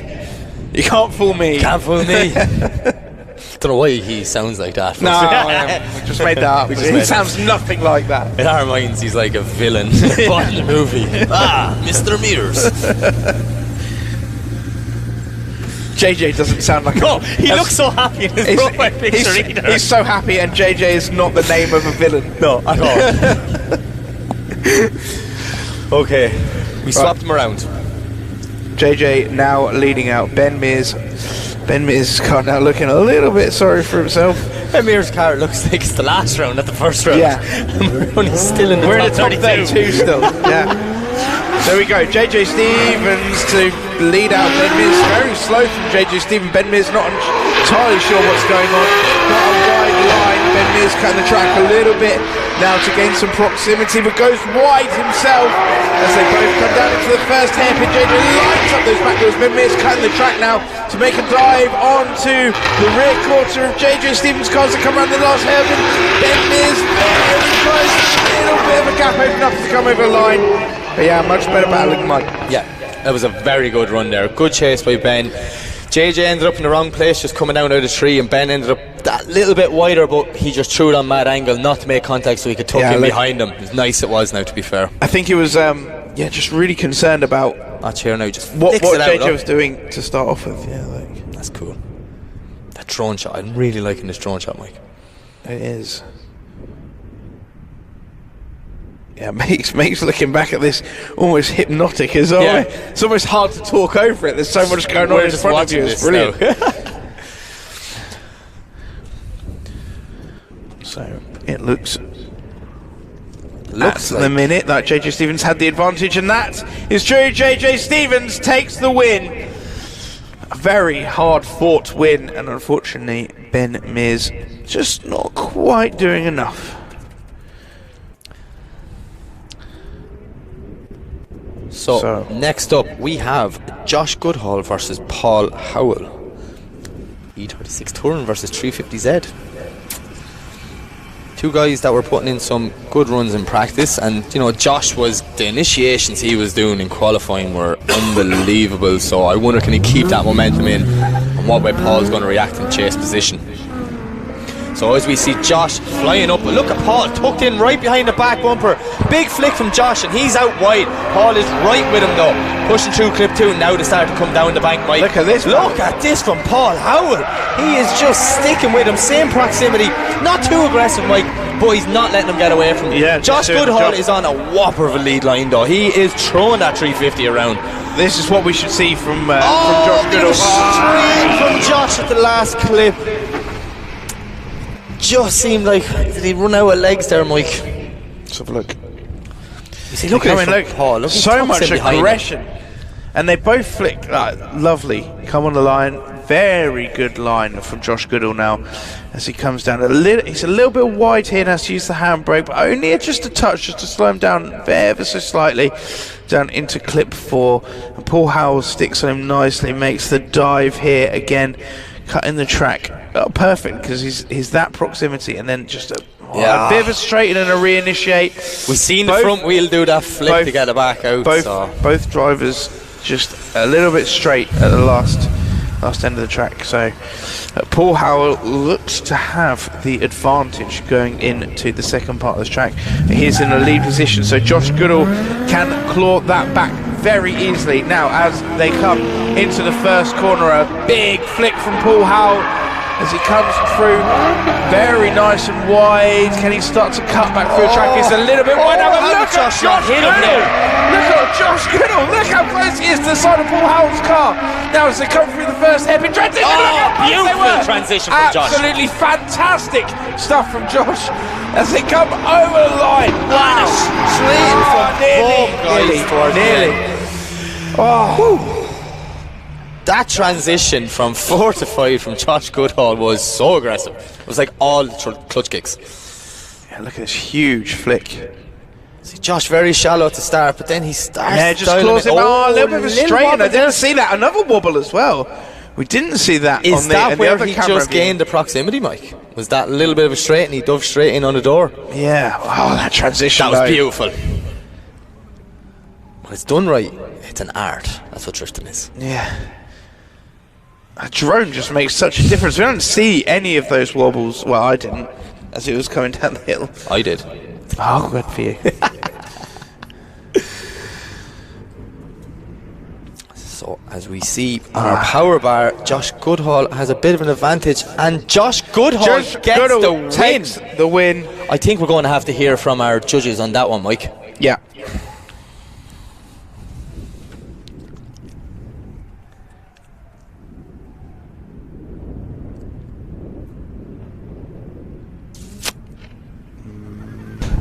So after the first run where we had a 6-4 to Paul, when he swapped it around, Josh, you know, he just had better proximity all through the run. Yeah, there was a slight bit of a straighten coming down the straight there, but it wasn't enough to lose the advantage. So after the second one, he just took a slightly bigger advantage of 7-3 to take the win. So there we have it. Paul Howell, unfortunately, out of competition. He does want to give a shout out to his wife, though. He's messaged me to say earlier, and I forgot to read it out, that his wife Emma is awesome, and he wouldn't be here without her. So thanks, Emma. Thanks, Emma. Up next we have Egis Manilga and Billy Murray in the most luminous car I have ever seen. And Egis, wow, look, flicking it in from halfway down the track. But very nice Billy Murray. Billy Murray, wow, look how close he is to the side of Egis Manilga's car. Oh, lovely. Very nice track position from Egis Manilga, and Billy Murray taking full advantage of that now. A nice transition. They come round the second part of the track. And a bit of a straight. Billy Murray finds himself in the wrong part of the track right at the very end there after doing so well. Yeah, Billy just seemed to get boxed in there coming out of the last corner, and he'd nowhere to go but just to kind of straighten up and go on the inside of the track. But very good chase from him. But yet again, Ignis's lead was perfect. Yeah, very good. Ever so slightly wide just before coming into free, but that's really nitpicking here. So, yeah, beautiful line. And Billy Murray taking full advantage. See here now, he gets up close. But then, he's too close that he's boxed in and he's nowhere to go. So he had to fight contact.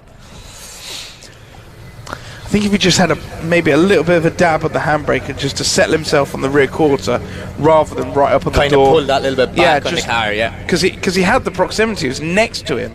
He doesn't need to be next to him, just needs to be on his rear quarter. If he just dabbed the handbrake just ever so slightly there, could have pulled himself into a better situation and avoided that straight over the line. Anyway, we will spin them around now. Billy Murray will now lead out Ignis Manilga. Look at big gap, it's huge gap now. Billy Murray still cutting the track, not getting clip 2 at all. As they come down into clip 3, big gap still. Ignis Manilga not able to close it up. Billy Murray driving away, flicks through the transition.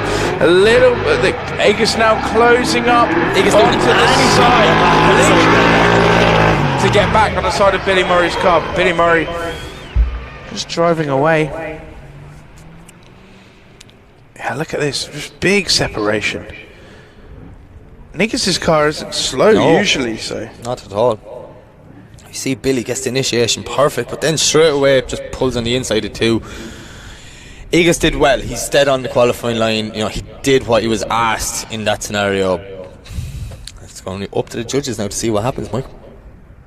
Yeah, I mean, although he stayed on the qualifying line, really proximity is much better. Yes. Oh yeah, we want proximity. Door and door, that's what we're here for. And nothing else. Nothing else. Nothing else will suffice. No. I will not settle for less. So there we go. Billy Murray takes the win, ladies and gentlemen, and moves through to our top 16. And that is, unfortunately, the end of the day for Ignis. Up now we have Jack Coburn versus Josh Payne. Josh Payne will lead out. Jack? Josh Jack? Josh Jack. I'm sure there's a nursery rhyme about that. 100% is, yeah. It's definitely a song. So as we see Josh leading and Jack the chase. Oh, both guys flying down. A little bit of separation initiation. Oh, look, a huge wide line. Absolutely beautiful initiation. Perfect. Jack lost small bit of straight there, just coming into 3. I think he did it, Mike, to avoid contact. But Josh is on a perfect line here. Look at that. Wide all the way out to the A line through 6, 7. Stays off the concrete. Jack drops maybe 1, 2 wheels on there. But Josh Payne is looking strong. Very strong. Jack Coburn really struggling with the pace of that. Just to keep up, let's take a look at the replay. Yeah, nice wide line. A little bit of a weight transfer, flick entry, what the judges wanted to see. Nothing too flamboyant in battles. A little bit of a straighten from Coburn. They're now coming in to the first hairpin. Transition again. Yeah, really nice driving from Josh Payne. Perfectly on the line as he comes through, and Jack Coburn not having too much of an answer for him. Look, we swapped them around and we have Jack Coburn to lead and Josh Payne to chase. We see Jack a little bit slow coming out of chicane, but it's given Josh every advantage. He took it behind him. Josh is with him. Jack's a small bit of shadow coming through too, but he gets it back on line. No, he's very wide there coming into 3, which means he has to handbrake Jack. Both cars do it at the same time, which actually looks deadly in my opinion. Nice flappy transition. Oh, look at that transition from Josh Payne. That was magnificent. Then jumped right on the door. Jack Coburn now as they come across the line. That was fantastic driving from Josh Payne. Look at this. It might be the last battle in the top 32, but it was worth the wait, Mike. Yeah. Big flick from Jack Coburn. Doesn't quite make it out to clip 2 nicely. Finds himself on the wrong part of the track. And then, so rest is history, Mike. The rest is history. BDC history. And we can confirm Josh Payne takes the win. And that, sadly, is the end of the day for Jack Coburn. We'll move now, I believe, onto our top 16. Here we go. So our first battle in the top 16 will be Mr. Craig Mcleod versus Paulius Senecas. As we see, now this is the part I like. Everyone's after getting a battle. They've already qualified. They've done several laps. Should be starting to get confident, which means it starts to pick up tempo here now, Mike. From the top 16 on sound, just literally hearing Craig. Was it Craig or Paulius? Paulius. I Just didn't know on who the it was. limiter from miles back, just trying to warm his tyres up. Wow, They're warm. They're warm now. It's not your car. It's a little bit easy. Warm now. You might need to change tyres halfway through this battle. We see Craig beating the window. He is eager. He is ready to go. Craig is so confident today. Like he's just on a different level. Like he's just driving so well here. He's just really gelled with the track, gelled with the car. He did well here last year. The last round, don't forget, he made it through to the Sunday. Let's see what they can do. A little bit of a puff of smoke out the front of Craig McLeod's car as they come. Here we go from Craig. Flick, massive flick from Craig. Makes it up to clip 2 as well. But Paulius is not letting him get away as they come down off of the south bank there. There's a little bit of a gap from Paulius. Craig is just about driving away. A lovely line from Craig McLeod. Paulius desperately trying to cut the track to gain some proximity and works just about towards the end. There still is a big gap. Craig McLeod really walking away with that one. Brilliant lead run from Craig. As you said a few times, Paulius did jump the track just to get back in there, and I would be expecting the judges to deduct him for that. But Craig, like, it's just exactly where he was asked to put the car. You know, everything, even there, a little bit too long in a handbrake drag, but it's not that bad compared to what other people are doing. Gets him wide, perfect going into 4. Snappy transition. Look at that, following the outer line, perfect, Mike. What more do you want? He is definitely on to a winner, hopefully, Craig McLeod this weekend. Not taking anything away from Paulius. Paulius might be able to drag it back as he leads out, but Craig McLeod's going to have to make a big mistake in the chase position.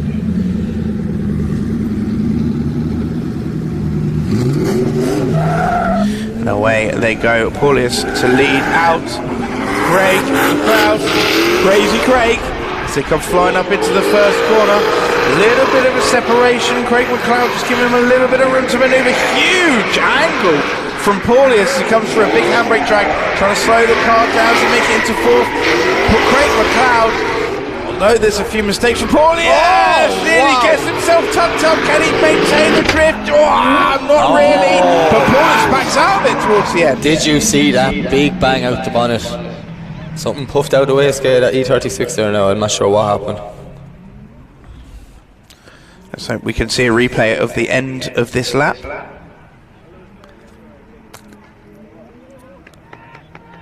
No. Fire.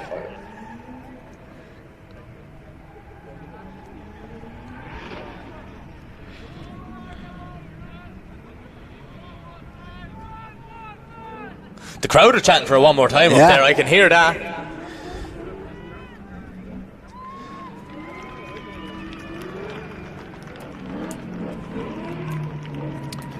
Does it stop there? Is it leaking? No, the top 16 results on are going to be given here in front of our banked crowd. Excellent. Obviously you weren't paying attention to briefing this morning.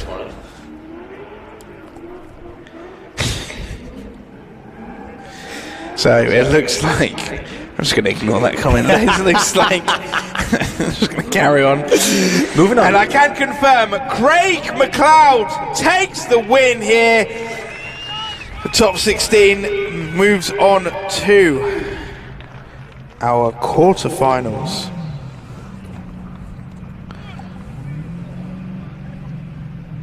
And assuming Paulius can move his car. So, next up, Mike, we have Oliver Baker versus Mr. Sam Nolan. No, sorry, I jumped the gun. It's Harold in the Drifter UE36. Oh yeah.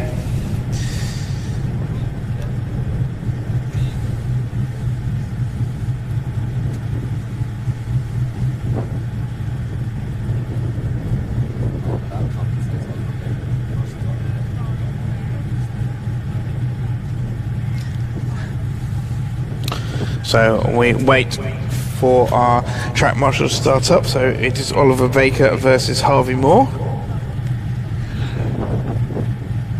And our start line marshal just having a chat to both of them, making sure they are all ready. Colgate does that very well. He keeps all the drivers, calm, relaxed. Just take it easy. Like he knows there's going to be a minute or two for this to happen, so he doesn't want them sitting there tense, shaking. He's like, relax, chill. I'll get when to warm up. I'll get this car towed off out the way.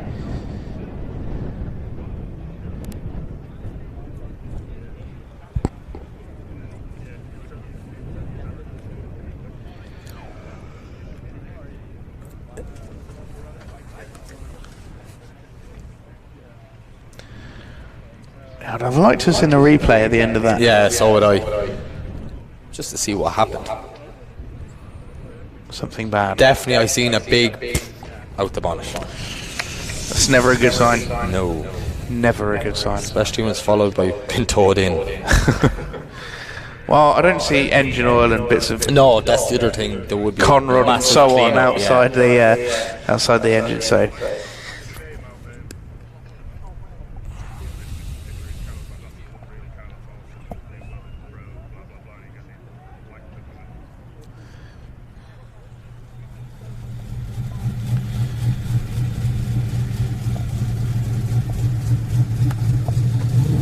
So here we are, moving on to our next battle.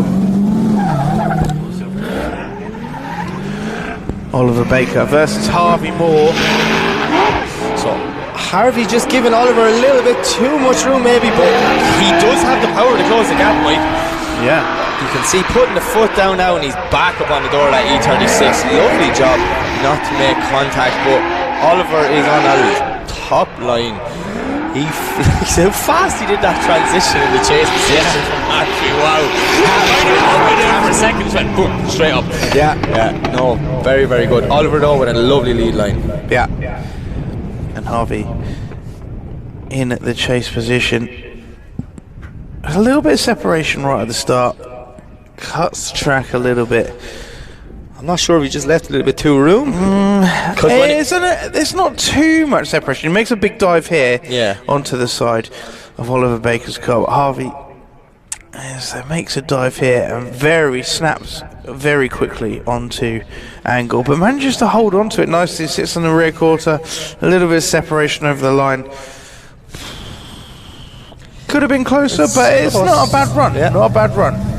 Harvey Moore with slight advantage. A bit of an advantage now going in, so Harvey Moore will now lead this battle of Oliver Baker to chase.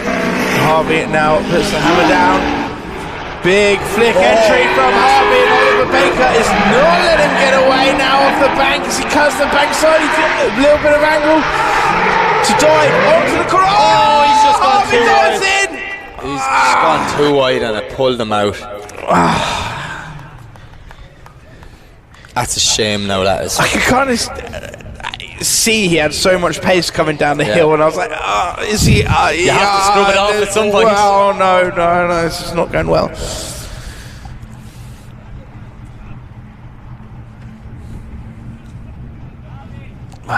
So... we will get Harvey pulled out of the tyre wall. Look. A big crash into the tyres. Those poor tyres. Poor marshals had to keep straight into the tyres. Oh, we don't worry about the marshals. No, I'm joking. We love the marshals. We love the marshals. I'm joking. That was a joke. The marshals are my boys. Are they? Yeah. Are they your... Yeah. That's my squad. Yeah? Okay.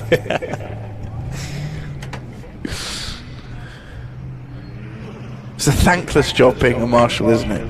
Yeah. Sore in the legs as well.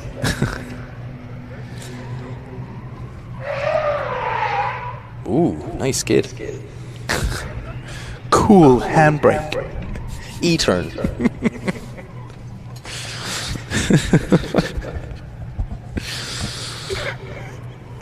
Right, let's see.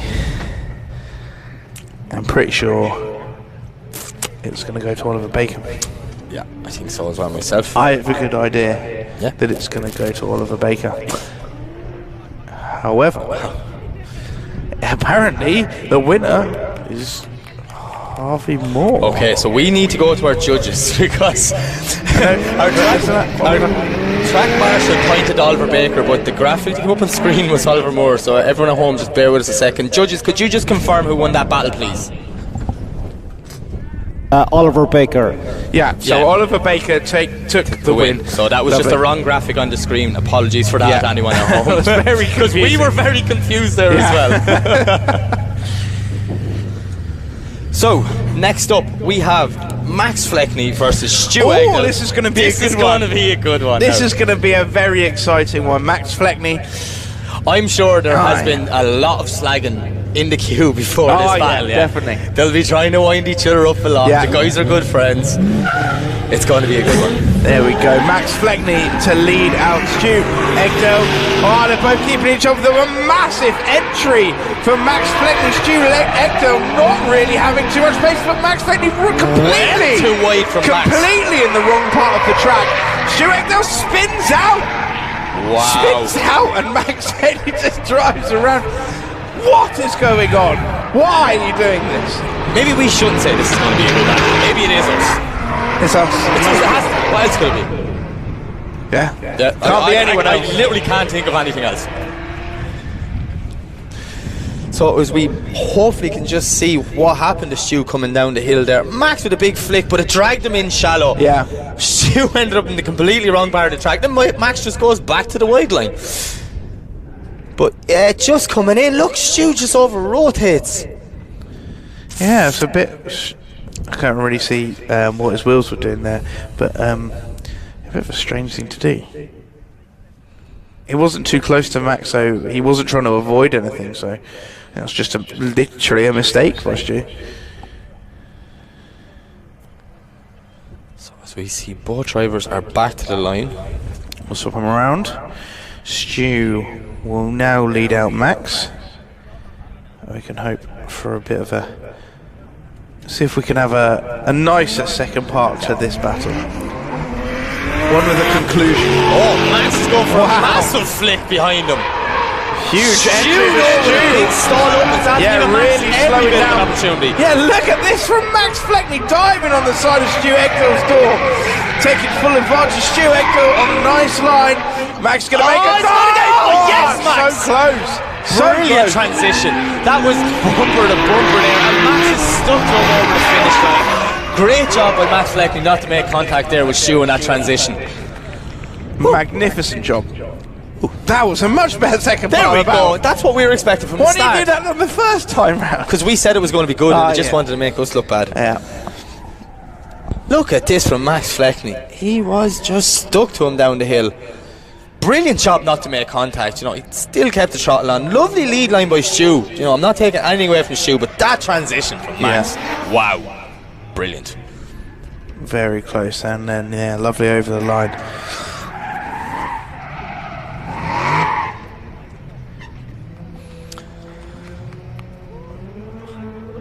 So let us see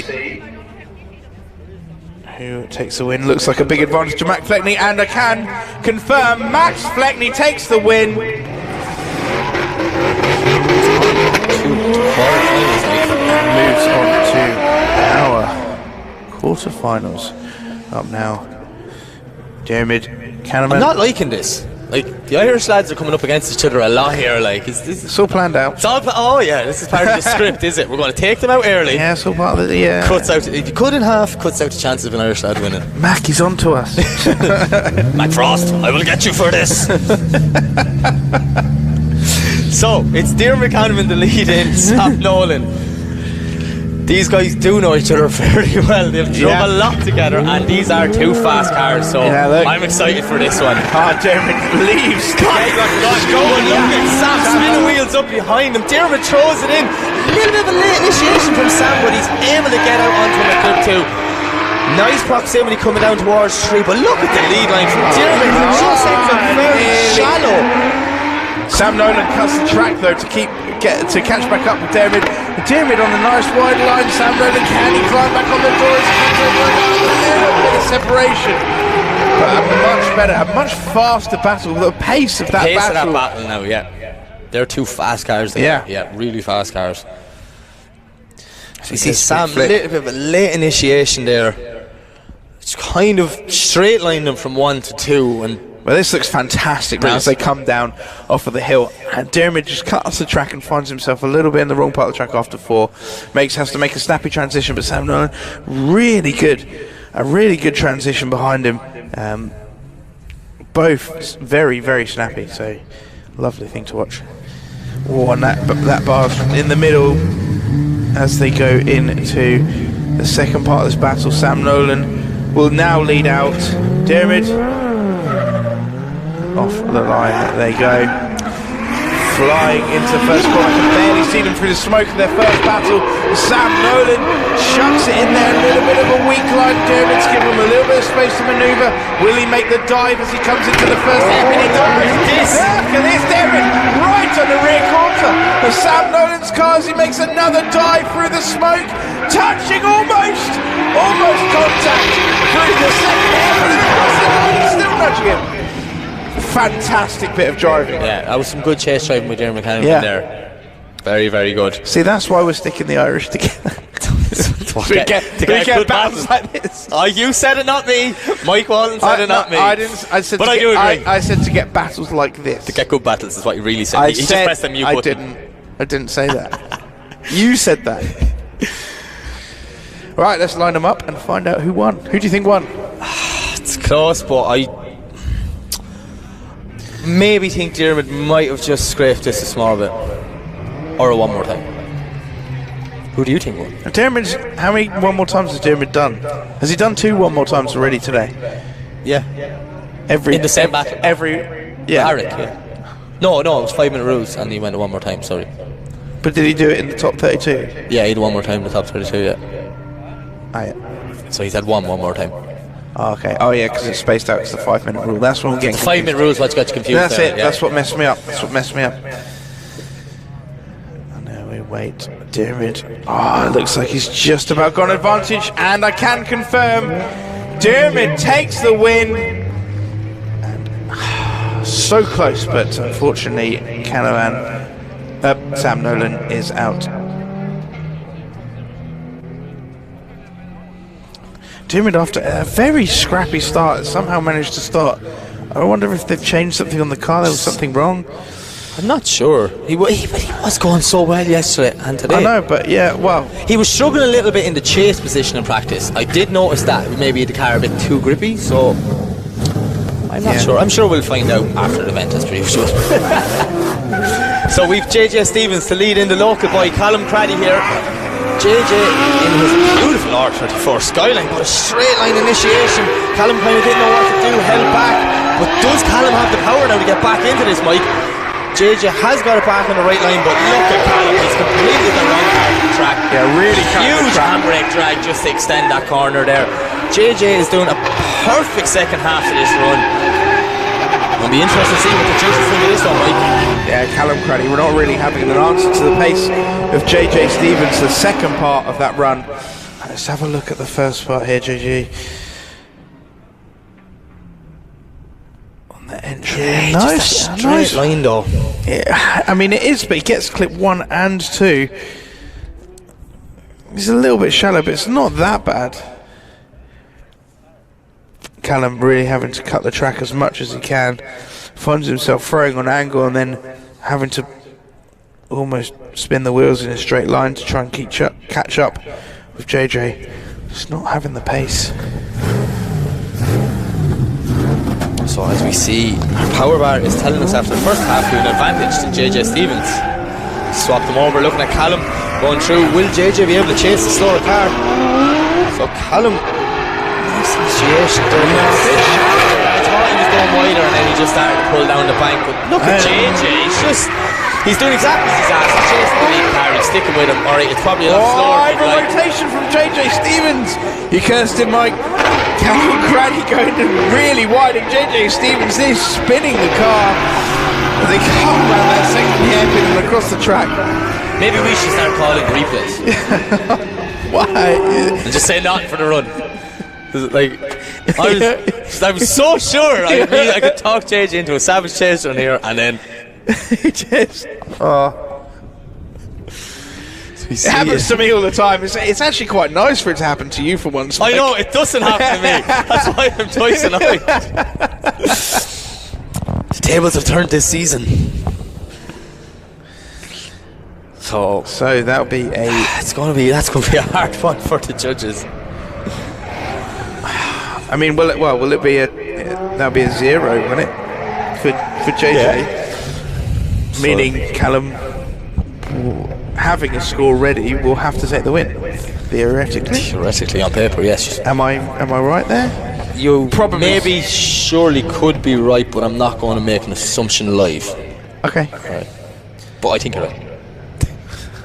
As long as you do, Mike, that's all that matters. That's all that matters.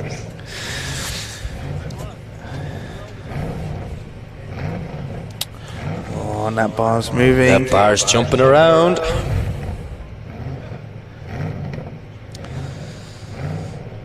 See, the advantage has changed completely from the second half, as we were expecting. Yeah. And the winner is Callum Craddy. Yeah, Callum Craddy taking the win. And JJ Stevens' mistake a little bit too much. Next up, we have what could be a fantastic battle, as long as Matt Holder does what he normally does. Come on. Yeah. Come on, Matt. You can do it. And Mark Chapman is just on fire in the chase position today. So let's see what they can do. Mark Holder to lead in. Mark Chapman. It's compact versus touring. Big flick from Smurf. He gets out there wide, but look at Mark Chapman. Oh my God! He's nudging. Encouraging Smurf down the hill. Can he avoid contact coming in? But this is a beautiful lead line. Look at him take it now. The transition. Does he make a dive again? He does. Smurf needs to put the foot down here now and start to put a bit of a gap in it. But Mark is stuck with him all the way across the finish line. Brilliant chase run there. Fantastic driving from both drivers, but especially Mark Chapman. That was a hell of a chase run. Like a big flick of Mark. Just coming through here. Look at that. Yeah. Oh, he's come on, Smurf. Speed up there. That holder's a little bit wide, and Mark Chapman just takes advantage of that. Comes through a very clever transition there. Not too brave, but manages to just maintain his position on the side of Matt Holder's car. Matt Holder's spotter will be on the radio saying, "You put bigger wheels on to go faster, so you need to go fast right now." This is it. This is why we did it. And so Mark Chapman going into the second part of this battle with an advantage, and Matt Holder really needs to pedal that little compact to keep up. It's got plenty of power now, that compact, so should be able to do it. Mark Chapman throwing a big entry. Oh, and look at this from Mark Chapman. Lovely angle, out wide, and he's starting to pull a gap on Matt Holder, Mike. Pushing down. Big handbrake drag there to keep him out on line. Yeah, Smurf had to do well not to hit into him there, Mike. Yeah, Matt's just not really having the pace that Mark Chapman's got. He makes a dive now around the second hairpin, where it's easy to do so with Mark Chapman driving across the line, and just not the pace in Matt Holder's car that Mark Chapman has in that E30 estate. God, it's got some legs. Watch this, look, bang, angle, out wide, foot in. That's lovely. Yeah, absolutely lovely. Yeah, you just see Matt Holder. Smurf is doing anything to stay with him there. He's just desperately trying to scrabble onto the rear quarter of Mark Chapman's car, but just doesn't. He definitely doesn't have the proximity. And he looks just a touch wobbly in the chase position there, Matt. So we'll line them up. And we can confirm Mark Chapman takes the win, ladies and gentlemen. And unfortunately, that is the end of the day for our Drift Smurf. Official Drift Smurf, Matt Holder. No. And up now we have Chrissy Naylon. Josh Goodall. Josh Goodall. So as you remember, Chrissy Naylon kind of got... Yeah, he just... basically got a bye run because Conor Rafferty struggled so much with shifter issues. So this will be his first battle. I'm sure he's very nervous, but Josh is looking comfortable in this 350Z. Giving him a bit too much run on the way in though. Chrissy putting the foot down now and he's starting to make the gap a lot bigger. Josh Goodall just does not have the pace to keep up with the monster of Chrissy Naylon's car. Chrissy Naylon drives off. Josh Goodall desperately trying to cut the track to keep up with him, but not really having the legs on the car or the answer to Chrissy Naylon, as Chrissy Naylon drives away from him over the line. Whoa, Josh Goodall, just not having the pace. Let's hope Josh Goodall could throw down one hell of a lead run, and Chrissy Naylon keeps behind him. That's a big step on the brake for Chrissy Puff Naylon. from the front there, I seen that, just to make sure the car stuck out like. But yeah, Josh, that second section, he basically made up his own track for the first hairpin there. Yeah. He came away from 3 early and he was nearly on the inside curbs. So as we have them switched around, Josh is giving the 2 thumbs up, he's happy. Chrissy now in the chase position. He might have got himself a bit unstuck here. Josh Goodall now, Chrissy Naylon right behind Josh Goodall as they put a massive entry in. Josh Goodall on a lovely line. Chrissy Naylon is right with Josh Goodall as they come down on South Bank. Look how close Chrissy Naylon is to the side of Josh Goodall's car. A little bit of separation to come down into the hairpin. Josh Goodall coming away from 4 quite early. Chrissy Naylon now going to make another dive through the second hairpin. He's glued. Look at this on Chrissy Naylon as they come around the last corner and over the line. Only thing I'm going to say in that could go wrong for Chrissy Naylon, and this is just me seeing something that it maybe looked he could have jumped a bit. I know the chase car is allowed leave a little bit early or just kind of get the slight jump, but I don't know if the start line marshal had fully gave the signal there, so it'll be interesting to see what happened there. No, I think the chase driver can go whenever they want. I think it's only the so lead he can driver. take off 5 minutes before Colgate gives the signal if you want, but it won't work. But if you want to do that, if you want, look, it's up to you if you want. Yeah. So you were obviously paying more attention to me at that part of the briefing this morning. Yeah. Okay. I heard about the running of the show, you know, where the results are given, and you heard about the technical stuff. Yeah, I was the more interesting stuff. Right, so Chrissy Naylon takes the win. Unfortunately, Josh Goodall, that's the end of play for him today. Right, Billy Murray, Josh Payne. Josh Payne's a man on the mission today. The brightest car versus the darkest car. Look at the colour difference. The colour difference is ridiculous. It is. Can't even see Josh Payne compared to Billy Murray behind him. Josh Payne's car actually looks the same colour, reflecting off it. But look at this lead run from Josh. Same as last time. Absolutely beautiful. But Billy Murray is stuck with him. Bit of a handbrake drag from Josh Payne that time. Billy Murray is just a little bit of a separation, trying to dive up onto the side. Makes a dive just at the very end. A little bit wide for Billy. Murray just not alright. I feel like he was gonna jump onto him. Like it almost felt like he was waiting for that moment to get on his door.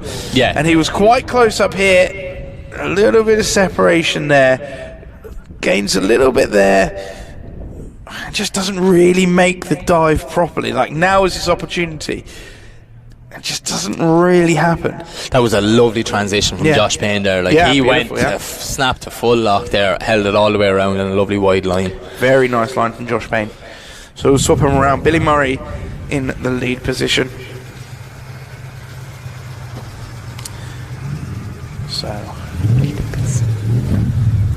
So Billy Murray is now leading out Josh Payne. As we see Josh Payne down. Is he giving maybe a little bit too much room initiation? Josh is shallow to get in there, but Billy Murray putting foot to floor. He is starting to get away from him. Josh is putting the track again. He made a dive too early and just hits the front of Billy's car. Now was that Billy? Oh, did he make the mistake? Did he cut the track and then Josh Payne hit it? Well, I'm going to have to see a replay of this one. We'll get some parts cleared up off of the track. Everyone just checking everything's okay, but there are bits of BMW absolutely everywhere. And Murray just finishing off that lap. Will we get to see a bit of a replay and see what happens here now as Billy Murray comes down? Oh, yeah, I think Josh Payne might have got a little bit ahead of himself, maybe. Very difficult to see. Anyway, we shall bring them up to the middle of the track and await our judge's decision. Come back, Billy. Come back.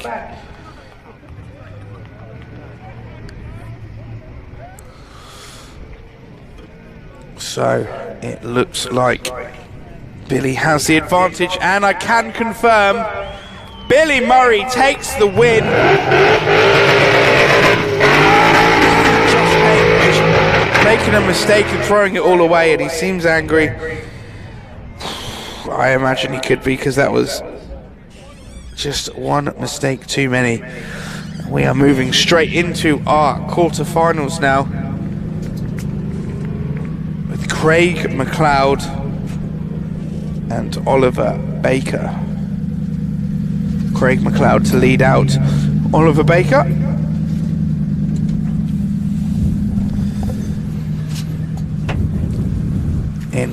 This is our quarterfinals. First for quarterfinals, yeah.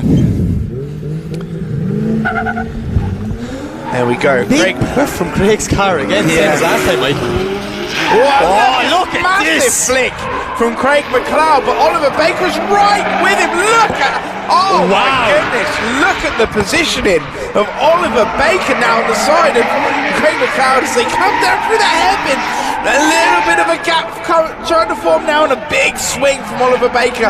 Is that going to hurt his speed out of the corner? It does a little bit as Craig Mcleod comes over the line. Whoa. Mike, let's just take it back there for a minute now. That initiation from Craig Mcleod was insane. His back wheel was running that outside line perfect. But does he doesn't use up too much the track. I don't know if he... Brilliant chase from Oliver, like he tucked in perfect behind him, but that is the exact qualifying line our judges are looking for. Yeah. Absolutely brilliant driving from both guys. Oliver Baker just seems to wander on just a little bit too much angle just to keep up with the momentum out of the corners, but a very good battle. I like that one now. I did like that one. So we have a slight advantage to Oliver Baker as he was in the chase position. So to swap him around, Oliver Baker will lead out now Craig Mcleod. And we see a massive entry now from Oliver Baker trying to make up for what Craig Mcleod did. Missed clip 2 though. Didn't quite make it all the way up the back, and they're a little bit wide now. He is stuck to Oliver coming into clip 3, pushing through 4. Lovely snappy transition. Did he just stall up a bit? I don't know. Craig ended up on the inside of the track. It was very hard to test that camera. But that was... Whoa! I know we want you to stop there, lads, but safely stop. There's no point wrecking 2 cars.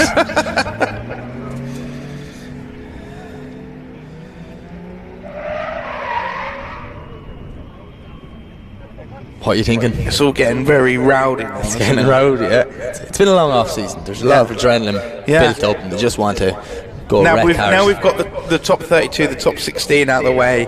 We're now getting into the nitty gritty. Once we get into the quarterfinals, that's when it turns up. That is right.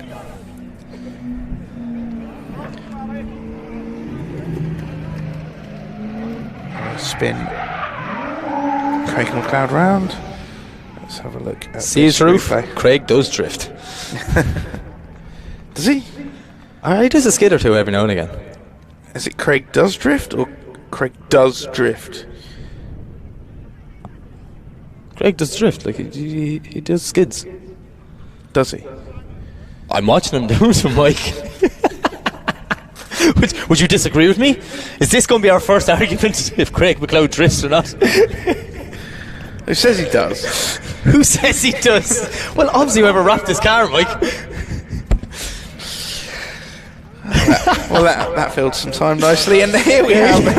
Let's get the result from that battle. Oh, Oliver Baker looks like he's got an advantage over Craig Mcleod. No, it wasn't. Oh no, that bar's moving. It's moving. Come on, Oliver, hit back. It's like Mortal Kombat. In our head, these two bars are fighting, just going forward and back.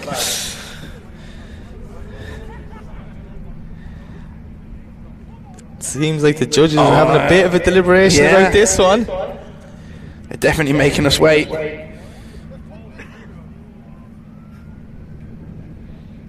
Oh, come on. Oh, the ball's moving again. The other way. Oliver Baker's. What? This bar's going forward and back. I tell you now, Kieran Hines is doing this mess with me. This is him. He's a messer, that lad. It's going back again. It's going back the other way. They're actually having a fight in the tower over this. We're going to settle this on an arm wrestle between the two drivers on the bonnet.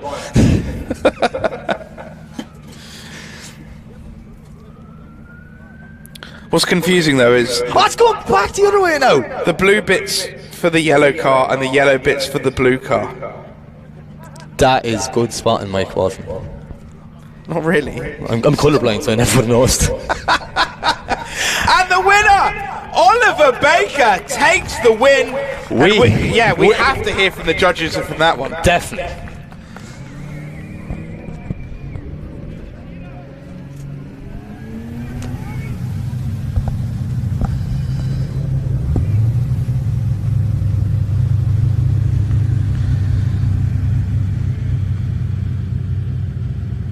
Judges, can you hear us? Speak to me. Convey your knowledge. They're probably still having an argument.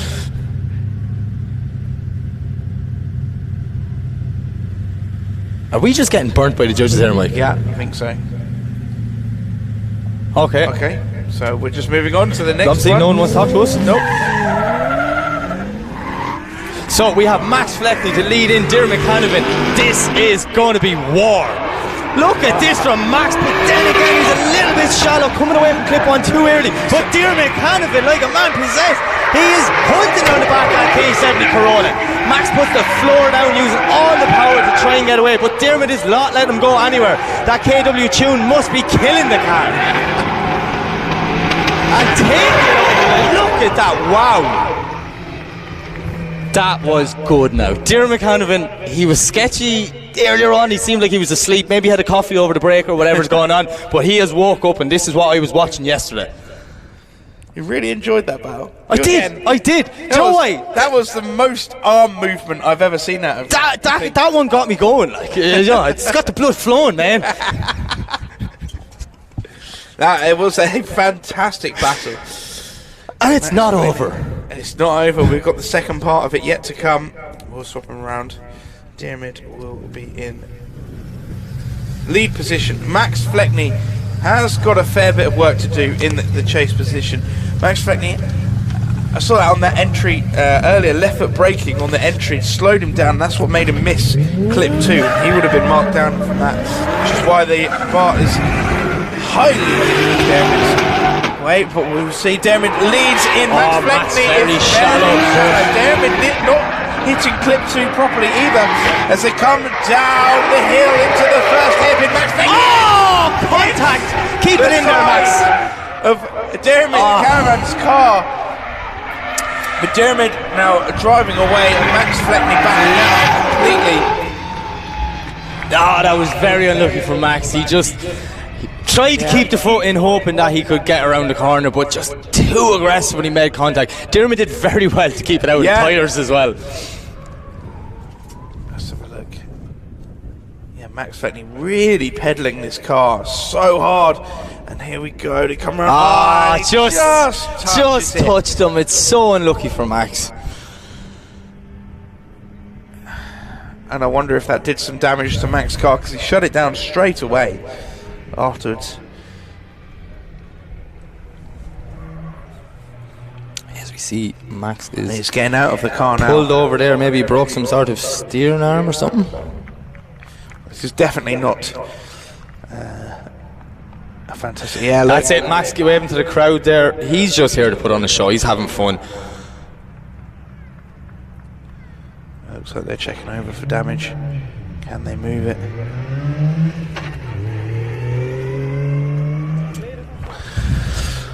So there we go. Even though there's no drivers, we can announce Jeremy Mchanoven takes the win due to Max Fleckney being unable to finish. That was a great battle. I enjoyed that one now. Yeah, that really that got me blood flowing. We're getting there. We're in the quarterfinals now. We're in the quarterfinals. This is it. If I'm correct, this means Jeremy Mchanoven came to the last round last year and the first round this year and made it to pro both times. Marvellous. And also, the last time was the first time he was driving that car. So you can imagine what he's going to do with some extra practice in it now. We'll find out tomorrow. Yes, we will. Well, let's get Max Fleckney. Let's hope that car is not too stuck. The recovery truck. Come in there. And Michelle is now down with Chrissy Naylon, so we're going to jump to her. So Chrissy, this is a great first round for you so far. How are you feeling? You got Billy up next. Oh, I'm brilliant, man. I'm buzzing. Absolutely brilliant, man. Got problems with the car, but I'm still keeping going. I'm loving it, man. Loving it. I was just about to say, it doesn't look like you've got any problems with the car. You've been smooth and consistent all day. I definitely think you're one to watch in the finals. Well, I'm hoping that myself. Everything's just all clicked today. I need my lucky weekend. Hopefully this is it.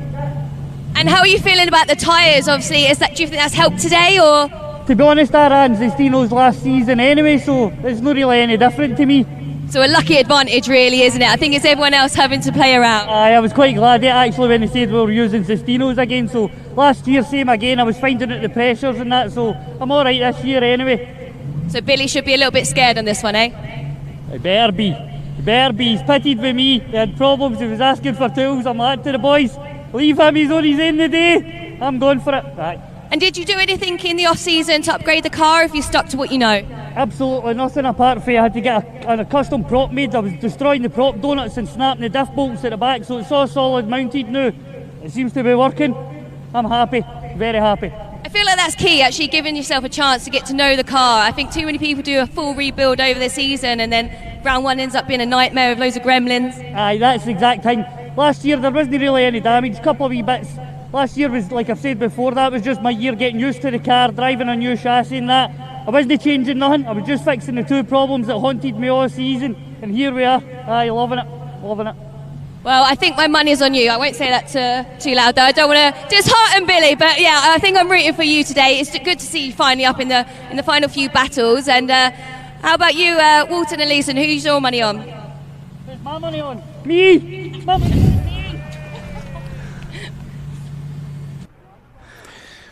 I don't know, I just know someone from Scotland's going to win Michelle, that's all I'm going to say. Because them two boys are good friends. I've seen them in missiles earlier on this year, and I'm excited to see what they're going to do in their pro spec cars. Yeah, but first we've still got Max Fleckney's car on the track. Oh, Max is milking this now. He's going to get as much track time as possible out of this. Come on, Max. Unfortunately, that's it, mate. You can't. He starts kicking the wheel as we say that. Don't damage the wheels. Yeah. You're really dragging this out.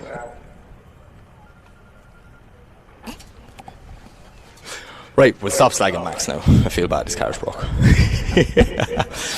He'll get it fixed. Max Fleckney, I've seen him have the whole front end of the car like at 90 degrees to the back end of the car in qualifying and still be out in battle. Yeah. Okay, so to stir the pot a bit more, we have Michelle talking to Billy Murray. So Billy, I'm not one to stir trouble or anything, but Chris has said he thinks he's going to have you in this battle. How do you feel about that? Well, we'll just need to see what happens. My steering's bent, so I just need to go out and send it and see how it goes. Do you know what? I feel like when there's problems with people's cars, that's when they drive the best, because they haven't got the pressure on. They're thinking, do you know what? Let's just go all out and see what happens. That's just what I'm going to need today. And to be fair, me and Chris are convoyed down, so it'll be a weird convoy on the way home. I like that, actually. I think a quite friendly battle, but maybe with a bit of a nudge would be exciting to see. I mean, your car looks spectacular. I think you can see it from space, but other than steering issues, is there anything you've done in the off-season? Basically, last year, I bought the car last year to do round 4, and then my sponsors have painted it, done everything mechanically to get it ready for today, and my sponsors have pulled me out a hole spectacularly.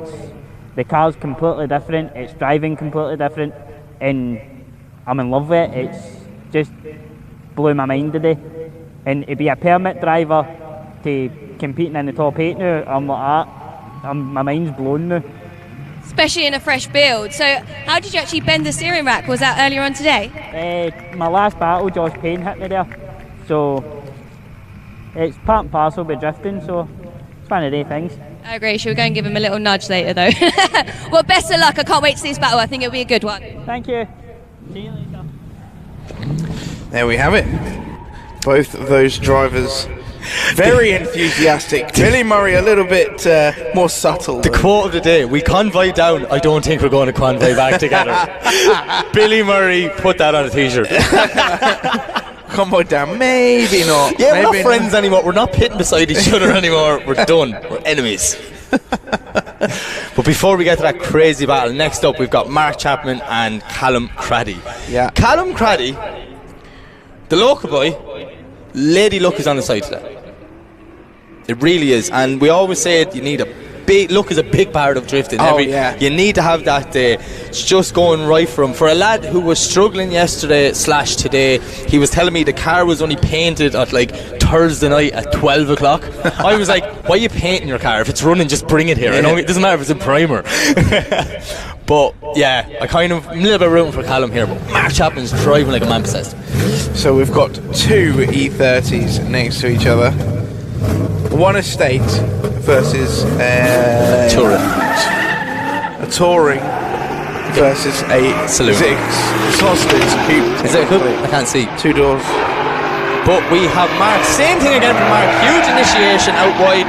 He's on that lovely line, but look at Callum, he's not too bad, but this happened earlier on. He's ending up on the inside. Mark's going well too deep, but Callum's cutting in well too much to the inside. I think he's just running out of legs for that corner, Mike.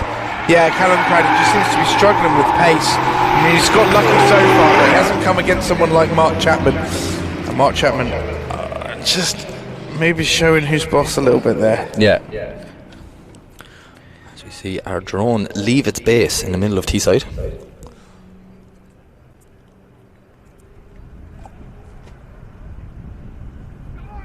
Okay, so we will swap them around and have Callum Craddy lead Mark Chapman. This is where the fireworks come, because Mark Chapman has been door on door with every single person he has come against today, and I don't imagine this is going to be any different. He just throws it in and asks questions later. That's kind of been the theory, and it's working for him.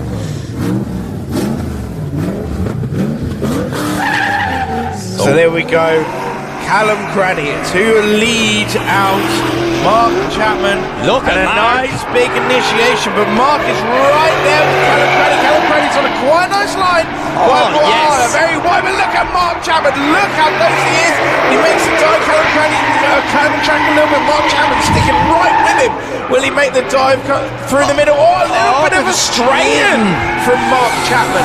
As Callum Craddy run very wide, hits the clip, almost 3 wheels off as they come across the line.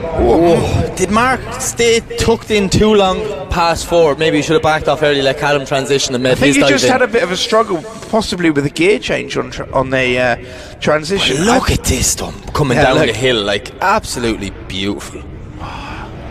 So close, gives him a bit of room to wind on some angle, and just gives him a bit of room to transition. Still manages to maintain the angle though, and Callum throws on a huge amount of angle. I think Mark Chapman expected him to slow up more than he did, but he still managed to maintain a drift even though it was a bit shallow. So I don't think he would have been deducted too many points there. So our power bar is saying... There we go. Mark Chapman takes the win, ladies and gentlemen, and that is the end of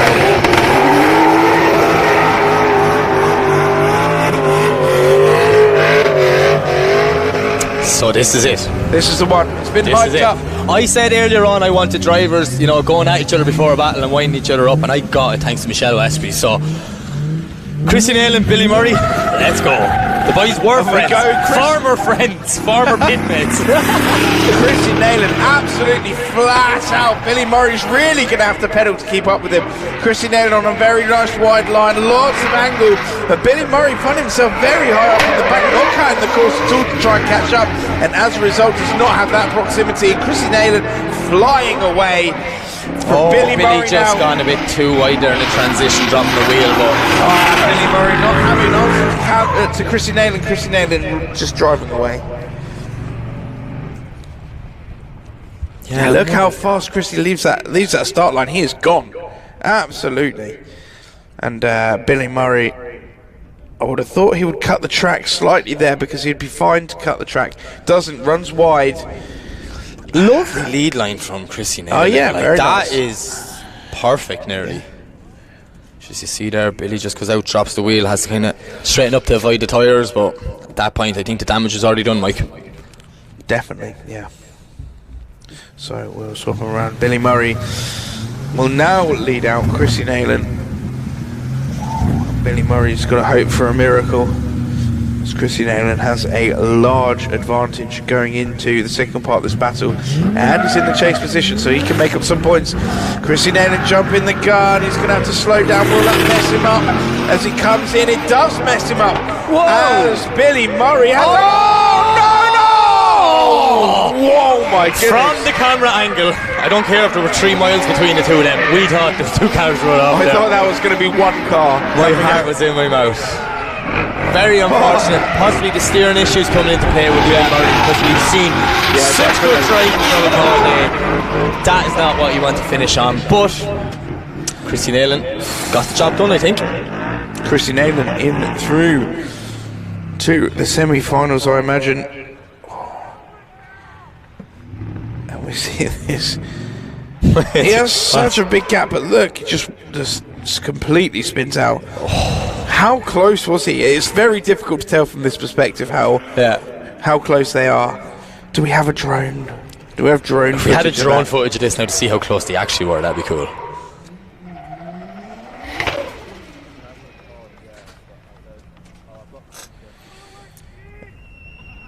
So we'll line them up. We're pretty sure who's got the win, but it can be confirmed. Chrissy Naylon takes the win.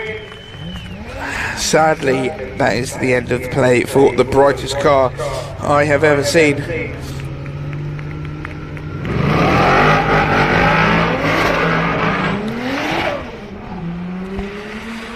That is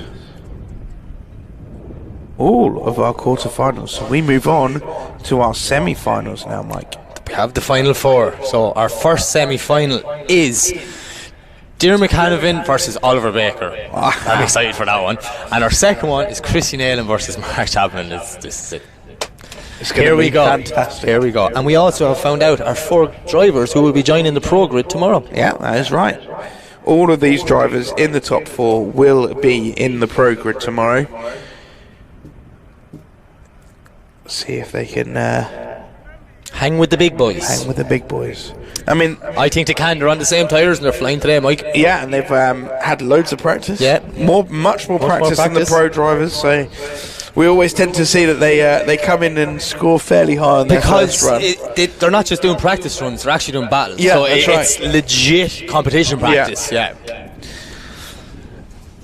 But they will need it. Looking at pro practice. The Pro Grid that we have for tomorrow, like anytime pro practice on yesterday, today, I cannot take my eyes off the track. the driving and that's the one we wanted. That's the one we wanted. Probably half a metre away. But that was exactly. How did he get that exactly right? Them drone guys, they know what they're doing. Like. Definitely. Yeah, I'm really excited though to see what happens in the pro grid tomorrow. Like, it's a new slate, it's a clean slate. We're starting again. Everyone's at 0. Our previous champion isn't here unless he rocks up tonight. He still isn't here. So, to God only knows what's going to happen tomorrow, Mike. So as we await Dermot Mchanoven to line up, I'm not sure. There he is. I wasn't sure if he was warming up or not, but yeah, we can see him. He is.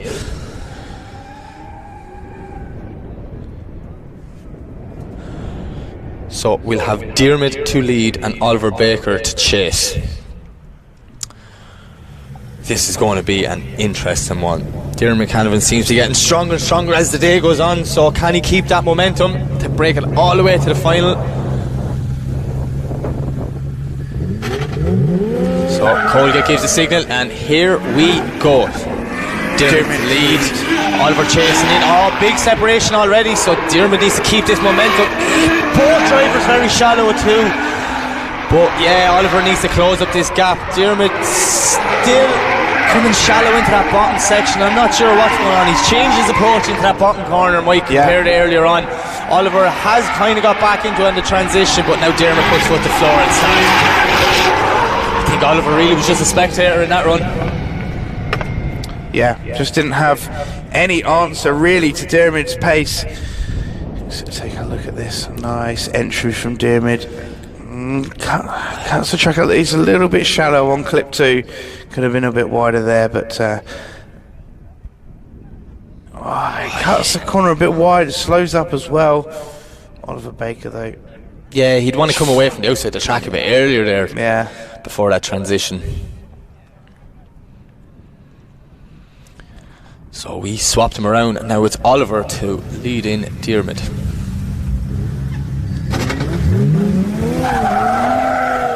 So here we go. Oliver Baker leading in Dermot Mchanoven.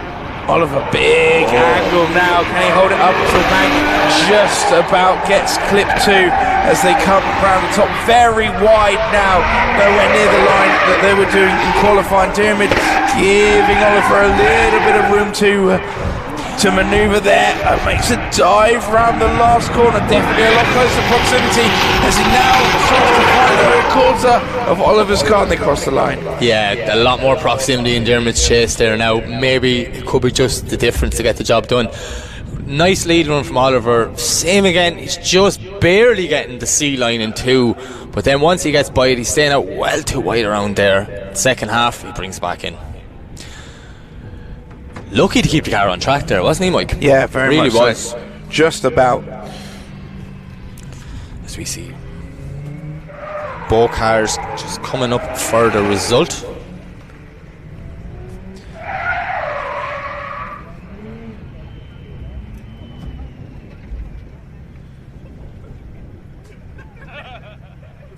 So we will get them lined up. That power bar showing Dermot having an advantage, as we expected. And we can confirm Dermot Mchanoven takes the win, ladies and gentlemen. And Oliver Baker. It's not over yet. It's not quite over yet. He can still come back and fight for that. He can come back and fight for that 3rd place. We move on to our 2nd semi-final as we see Chrissy Naylon pulling up to the lead position, and then is the beast Mark Chapman going to be in the chase. Mark's chasing today now. Yeah, actually, to be fair, both these guys are the two that have stood out in the chase position for me, so I'm really excited for this battle.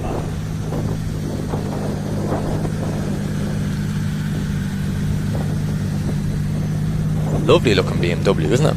Yeah. Such a well built car. Very nicely presented. Car. Chrissy impressed us last year, innit? So if he's saying this year, last year was just getting used to the car, this year he's here to play, I'm really excited to see how he's going to go this season.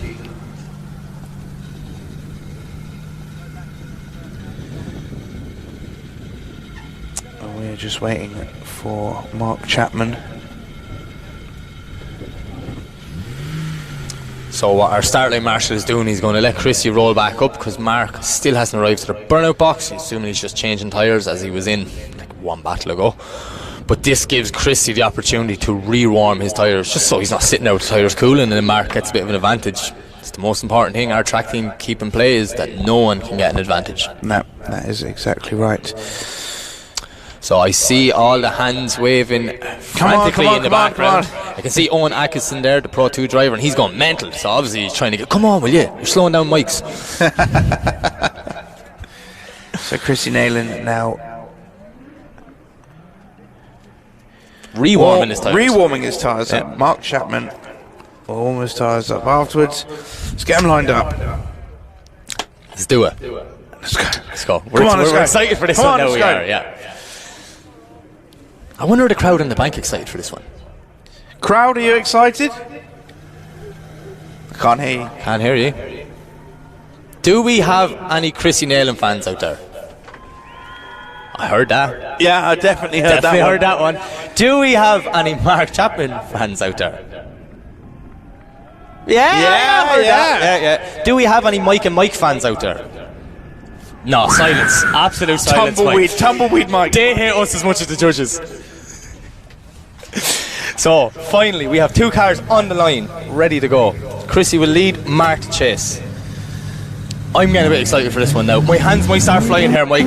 You are in the danger zone. Okay, here we go. Chrissy Naylon to lead out Mark Chapman. Mark Chapman, gap, and look at the angle from Chrissy Naylon. Mark Chapman needs to get some pace now, and he needs to close up that gap. He makes a dive. Oh, Chrissy Naylon on loads of angle. Can he hold it? He does. Through the clouds. Can Mark Chapman dive on the door? He makes a dive very late round the second hairpin, and he collapses up on the side. Chrissy Naylon's across the line. Was it too little, too late? Chrissy snapped a mad angle, but he did end up shallow on the bank. So, and then Mark was trying to fight back into it, but he did cut a lot of the track to try and get back there for the end. She can see here now, he's alright. Massive dive. Yeah. But Chrissy puts the foot down. Look at the smoke from that BMW. Chrissy is just so smooth. Yeah. Gets the transition done exactly when the judges wanted it done on the qualifying line. It gives Mark Chapman all the advantage to get up on the side. Mark Chapman just lost for pace off the start. Chrissy Naylon's car is so quick. So quick off the line. And let's swap them around. Mark Chapman will now lead out Chrissy Naylon. Chrissy Naylon has an advantage according to our power bar. An ever increasing advantage by the looks of things.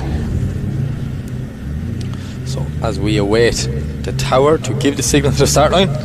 Come on, don't keep it away. Let's go. Oh, Mark Chapman leading. Chrissy Naylon always jumps the line, doesn't he? I don't know whether this is going to play well. Chrissy gone? Chrissy initiated before Mark. But look at this for a lead line. Mark is on it. Chrissy is stuck with him now. A little bit of a wobble coming down the hill. But Chrissy Naylon's going wide. Can he keep up? How did he keep that? Driving away. Chrissy Naylon only just managed to keep his car going after coming off the track. He goes wide again. Mark Chapman straight as he comes over the line. Whoa. Look at it. He initiated before the lead car. That is unbelievable. Such good driving by Chrissy Naylon, but he missed. Such confidence. Yeah. A little bit of a wobble there, just coming down off the bank though, and then very, very wide. He did dial on a lot of angle there to stay out with them tyres, and it just gave Mark the opportunity to get away from him. It's quite a lot slipperier than tarmac, that concrete. Yeah.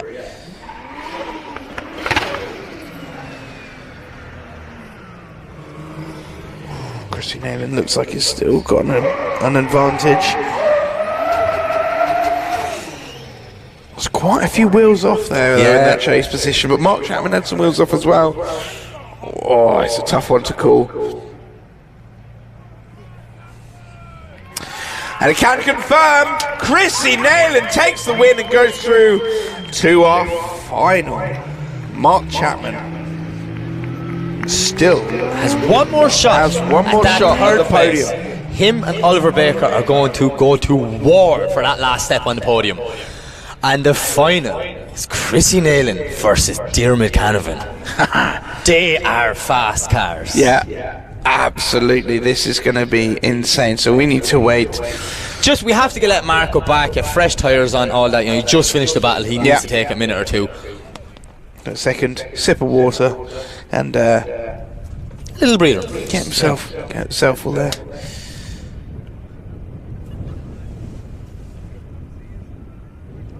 And we are just going to go down and see who Michelle is with now.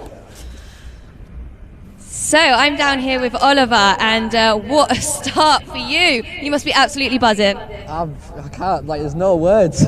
I'm just happy to be in the top 4 because it means I get to drive tomorrow. So I was just happy to win my first battle and qualify. So anything else is just, yeah. So you got Dermot up next. He's been very good in the chase position and the lead. What would you say your strongest point is today, chase or lead? Probably lead, just because I can add my local track, so I know it like the back of my hand, and then just jump on the chase and see if I can keep up. So, yeah. And for those that don't know the car at home, give us just a mini breakdown on what you're running. So it's just an E36 with a 2JZ NA, but we've turboed it. All just cheap eBay coilovers, all standard drivetrain, and some cut knuckles. That's about it. Sounding like the underdog now then. That's really going somewhere today. Cheers. Oh, best of luck in the next battle. I definitely think it's going to be an exciting one, and fingers crossed, tomorrow you'll go through to the finals as well. Thank you. Yeah, fingers crossed.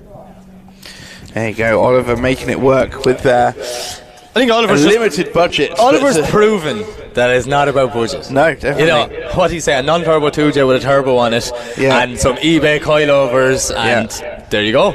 Finals some row 2. Cut knuckles. Some cut knuckles. Like, what? There's... do you know what? Cut knuckles are good in the BMW, to be fair. They are actually. They are actually very good on it. Can't actually deny that yet. So let's get... Do you want to try and make predictions while we wait? Are we going to try and make our podium predictions, or will we stop? We'll just leave it and see what happens. I don't think it'd be fair. Yeah, because we'll jinx them. No matter what we say, the opposite will happen, and it's unfair to whoever we pick. Exactly. Completely get you, Mike. But no, I'm joking. No, I'm not. Can't do it. Look at the glorious weather here at Teesside. I think it might be starting to get a little bit chillier out there now, but it's been a glorious day here at Teesside, and the weather looks set for tomorrow as well. Yeah, the weather seems to go on hold, and it's going to make main day, Sunday, the pros, a day to remember. Oh, we have warming of the tyres. That would tell me that Oliver is warming up and Mark is... Oliver's already warmed up, and we have got Mark Chapman warming his tyres up. So here we go. This is for 3rd and 4th place here. Pro 2. We're just Mike, it's been an off season. We're not going to announce who wins this one until the podium. Right. That's it. Yeah. Got it. So for everyone at home, everyone in the crowd, Mike might jump the gun and start shouting who wins. But we're going to save that one for the podium. So we've Oliver to lead and Mark to chase.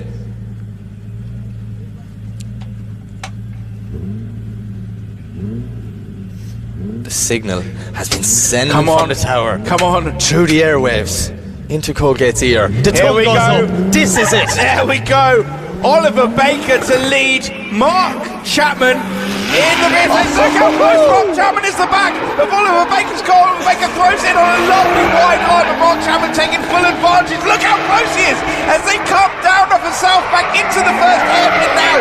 Wow, look at Mark Chapman. Don't go too wide, Just leaving enough room to transition nicely. Makes another dive onto the side of Oliver Baker's door as they come across the line. Mike, what is going on? This is amazing. I don't know what's more exciting, the driving or Mike Walton's commentary. Wow, Mike got really excited beside me. But what a battle. Exactly what we were expecting from both them guys. Lovely lead on from Oliver, but the chase from Mark Chapman, Mike. That was sick. Absolutely unbelievable. This is what we want from 3rd and 4th place. They are fighting for that last step. Whoever gets 3rd today is going to earn it, in my opinion. You can see they're a little bit wide just purely because they're pushing so hard. They're not lifting, but that is exactly what we want to see. It's a credit to both drivers, and I am buzzing for this one. Right. Now, can you handle the second half of this? I think so. Look, if you want, tag me in halfway through. I'm ready to go, alright? La la la la la. La la la la la. No, I think I can hold it together. Come on, Mark Chapman. Mark Chapman will lead out. Oliver Baker now. Look at the smoke billowing off. Mark Chapman's going right in the straight line. He's putting his foot down, pulling a gap now on Oliver Baker as they come down off the bank into the first hairpin. There's a bit of a gap. Not enough proximity for Oliver Baker. Can he claw it back through the second hairpin? He's trying so hard. He does. Mark Chapman, a perfect line. Oliver Baker nearly pulls it back in, but just brilliant run from both guys. He was scrabbling for grip, and he just couldn't. It just seemed like he didn't have the legs. Come on! You can see it's in there. Come on, go! There's a dent underneath his clutch pedal right now because he has kicked that car to death trying to get in there. He gave it everything, but just unfortunate the proximity wasn't there. We're not going to make any predictions. We're not going to get the result. We're going to wait till we're at the podium. But that was a good battle from both guys. A credit to them, and I'm excited to see them tomorrow, Mike. I am indeed. If I've got any voice left. That's why I'm telling you to calm down. We've got another day to go. Right. And the big fireworks are next. Hopefully we have them lined up for the final. Chrissy Naylon and Dermot. I assume we'll have Oliver and Mark wait there. No, they won't wait there because the speed are coming down that hill. Oh yeah, that'd be very dangerous. That'd be very bad. You weren't the track manager anyways. That's all I'd say. So we're waiting. It's a good job I've never been track manager, Mike. That would have been spectacularly bad. I'll just send one from there and one from there and see what happens. We'll put a ramp and a flaming hoop at clip 3 and see what happens. Yeah. So no, we're just waiting to make sure that we have a decision from the judges. Both cars will be sent down to a safe location in the grid area, Mike.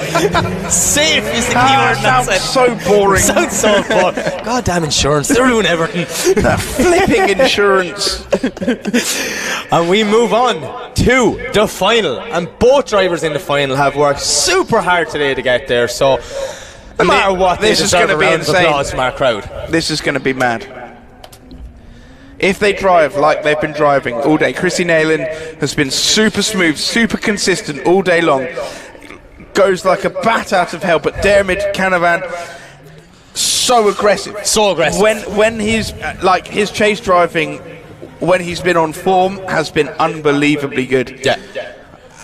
It's lucky he got through those first few battles because they weren't great, to be honest. He started very scrappy, as you say, but and he's top 8 on Dermot's after just getting a new wind, and he is on it. Like that's a man I would not want me chasing down into the first corner. Definitely not.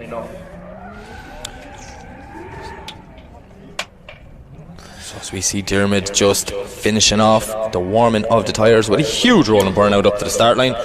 Don't know if this is warming tyres or mind games, Mike, but we'll see.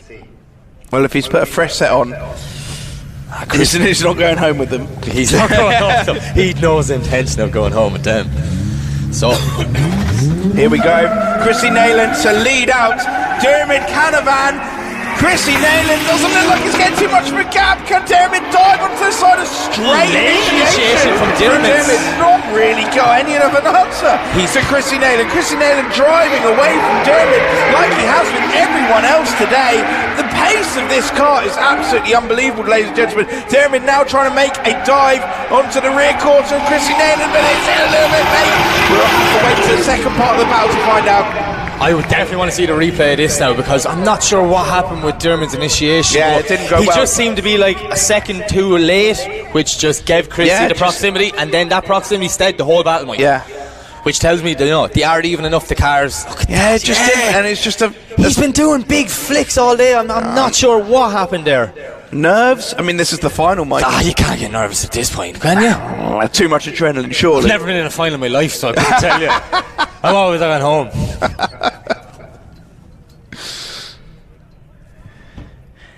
Right, let's spin them around. Let's go. And we got Dermot in the lead position now. Chrissy Naylon to chase. Chrissy Naylon.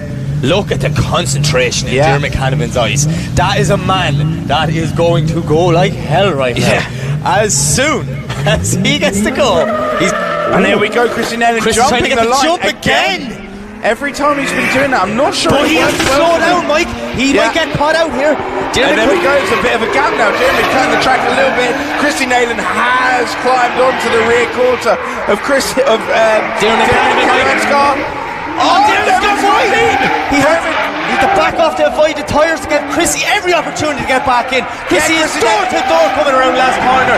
Dermot pushing his hard as he can to make a gap. Wow. Mike, did Chrissy Naylon do enough there?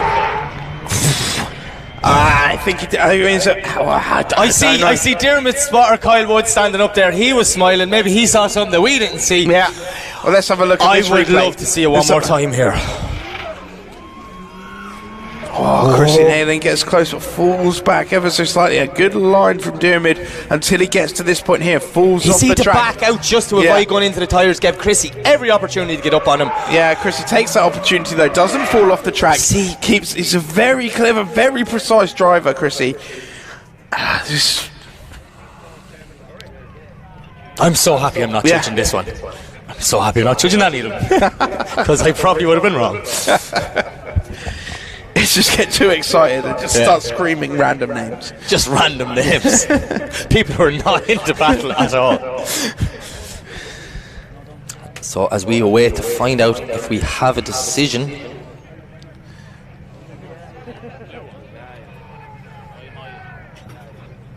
Where's my dear Mchanoven fans at? There we go. Where's our Chrissy Naylon fans at? Yeah, right. There we go. I've just learned there's more Scottish than Irish people up in that hill anyways. Why is you letting us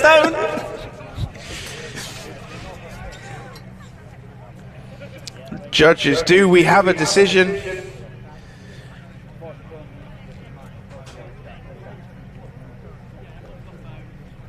Yes, we do. We do.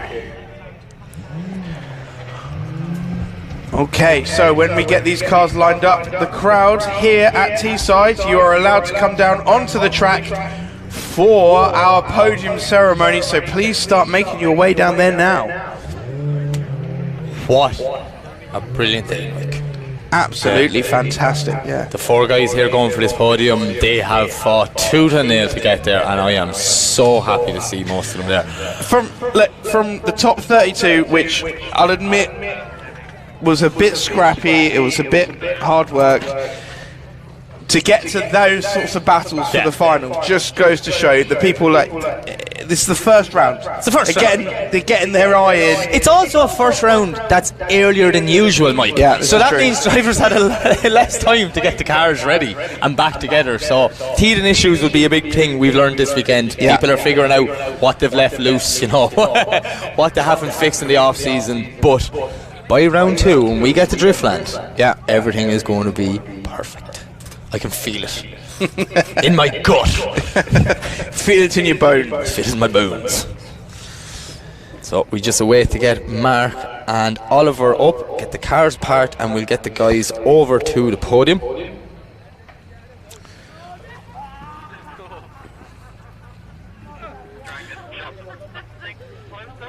So looking forward to tomorrow. So am I now. I really am excited for tomorrow. Ladies and gentlemen, as the drivers get out in the car, please give them a huge round of applause. All 4 of these men have put everything on the line just to entertain all of us. That's why they're here. What legends. Yeah, absolutely fantastic.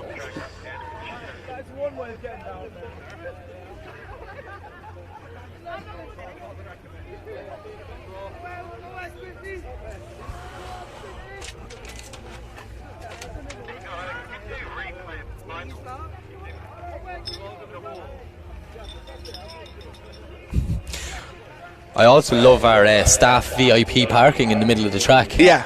Your van wasn't allowed in there though for some reason. I couldn't tell what the difference every other car in your Citroen van. My dirty van. If you watched it, you would have been in there, Mike.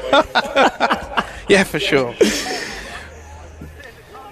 So, all right, let's get everyone over to the podium.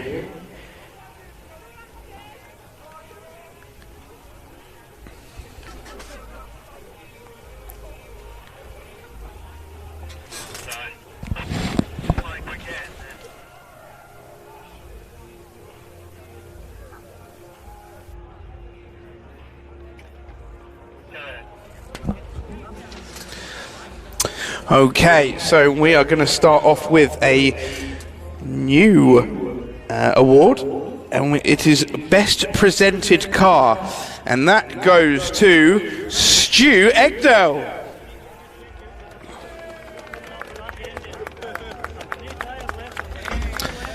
And up next we have the KD Customs Hard Charger Award. This gets a £250 voucher from KD Customs. Fantastic award. That's a lovely little prize, that is now. And that goes to Max Fleckney.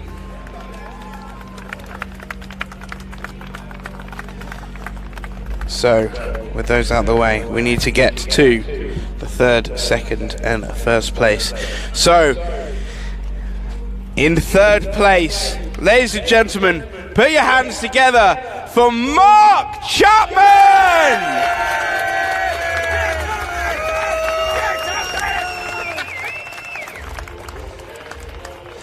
Now, in second place, we have Mchanoven!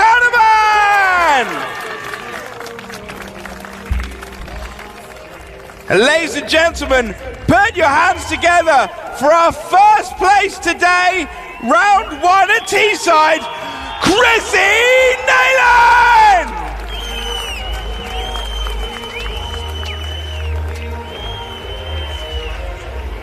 And that's us, it from us today at Teesside.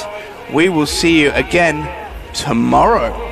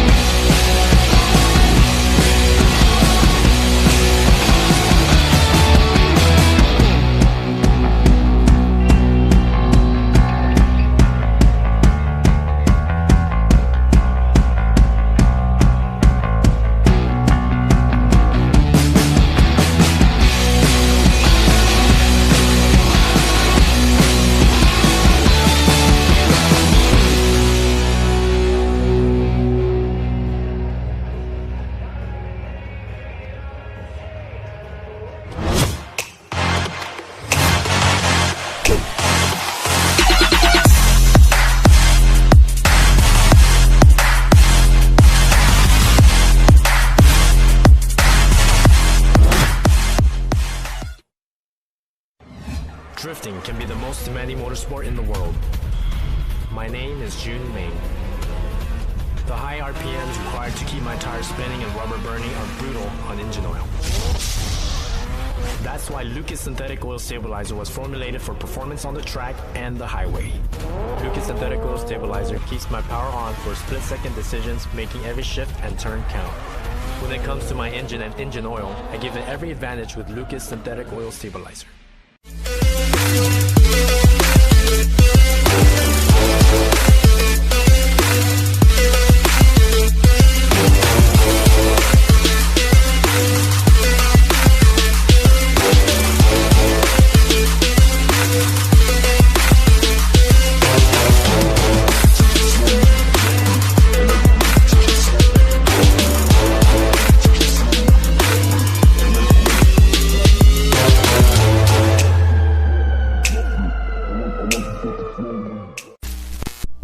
Link ECU produce standalone engine management technology with a range of products that allow you to unleash the power of your engine.